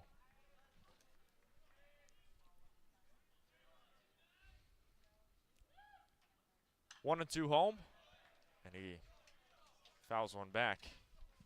He'll get another soon. Olsen tried to surprise Novak with a fastball there, but Novak on top of it, able to foul it off. Can the RedHawks rally? They gave up 8 runs in the 8th, but they are within 1. David Novak hits one out to right. A ripper right to Newer. And the RedHawks are cooking here in the 9th. They have the winning run at home plate here in the form of Tyler Gordon. Good piece of hitting there from Novak, able to sit on it and drive it opposite way. Good hard hit. RedHawks need base runners, and they got one. So it's going to be Keels in for David Novak. The batter now, number 4, Tyler Gordon. And here comes Tyler Gordon, a Southern California native from Orange, California. Can he be the hero for the RedHawks? Game 1, Miami walked off Ohio thanks to Evan Applewick.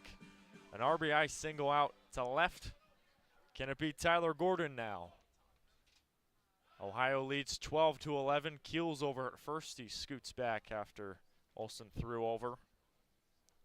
Gordon so far is 1 for 3. Pop-up, single, and a flyout. Also reached on the walk in the 7th. Keel's the best base running option on the Miami bench right now. 5 for 8 this season on stolen base attempts. His 5 stolen bases, 3rd on the team. First pitch missed for a ball. Another pickoff attempt over. Olsen looking at Keels. Keels right now, 5 stolen bases. You don't have to get a stolen base here, but it would help. That pitch there, called strike 1, and it's 1-1 to Tyler Gordon, the Vanguard University transfer in Costa Mesa. Olsen fires over again, trying to throw off Keels. Yeah, Mason seems very occupied with Keels at first. Similar to how OU was with McDonald earlier in the game. 1-1. This one is hit off of the top of the bat, and it goes foul on the right side, 1-2. If Gordon can get a board here, the lineup will flip over Baker and McDonald. Those are the batters Miami wants to see. You don't have to flip it over, though. Gordon, a very qualified hitter. You would think with Keels on first, something in the gaps would probably be able to get him home.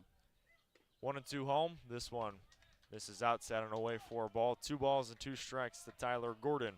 And the center fielder, Antle, shifted to his right or left. There's a pretty big gap in left center, his strong side. Olsen's 2-2 pitch. This one hit a soft grounder over on the right side. First base, race to the plate, won by Gordon. That was a little soft grounder that Gordon was racing towards, and the pitcher Olsen, I guess he didn't really have a plan for it. That's going to be a 1-out single, 2 runners on, 1 out for Baker. So whatever works, right? This dribbler in between Olsen at the mound, Smith at first, and Finney at second, and Gordon able to beat everybody out. And now with the winning run on, Miami's really cooking. Miami trails by 1. Dylan Baker takes the first pitch ball. It's 1-0. Some OU arms warming up. Luke Olsen at about the mid-50s for pitch count. Dylan Baker today, he takes a ball, and it is 2-0. Baker reached on in the 5th. So far hitless. They called that single he got an error, so he's hitless. 2-0 to Baker. He stares at 1, a strike, and it's 2-1. McDonald on deck, after him Bonisic.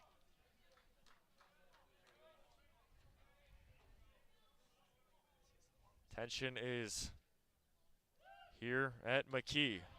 2-1, downstairs for a ball. It's 3 balls and 1 strike. 1 out, 2 runners on for Dylan Baker. When Olsen has been missing, he has been missing low.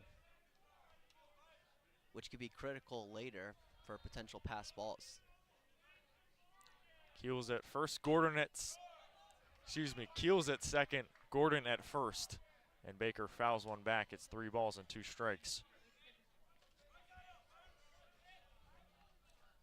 Tying run at second, winning run at first. Miami trying to win their first series against the Bobcats in 2 years.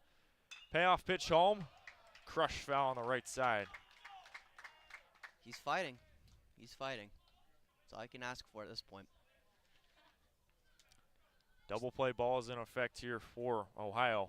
Just need 1 ground ball up the middle to end the game. And infield is playing back, so each of the runners can get a little bit of a bigger lead.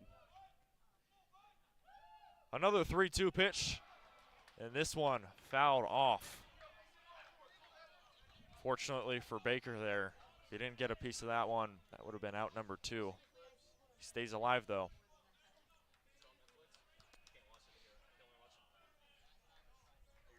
Huge at bat. Baker versus Olson.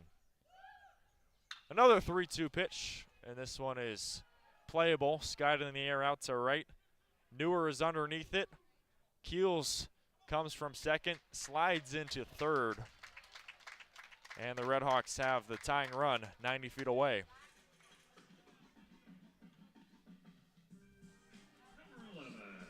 Not the worst at-bat in the world, able to advance Keels from second to third, so any potential ball that gets past Cassidy catching, Keels will be able to go. Zach McDonald at the plate here. Runners at the corners, 2 outs, bottom of the 9th. This has been one fun game, and it could all potentially come down to this. McDonald tried to lay it down a bunt. He scoots back, and it misses for a ball from Olson, 1-0. Tried to do the safety squeeze there with McDonald. Was not expecting that. Gordon at first, Keels at third. Here's the pitch home. He stares at a ball outside. It's 2-0. McDonald 1 for 3 today, but if you're Miami, I don't think there's anyone else that you'd rather have up right now. McDonald ahead 2-0. He's ahead 3-0. Runner going Gordon. Great heads up base running there. He's going to have a free pass. And that's now 2 runners in scoring position, 2 outs. A 3-0 count here for Zach McDonald. Olson missing low again. Very critical there with now the winning run in scoring position. Wonder if McDonald's going to get the green light here or if this is going to be an automatic take. Keels at third. Gordon at second. Miami trailing by 1, 12-11 here in the bottom half of the 9th inning. 3-0, make it 3-1.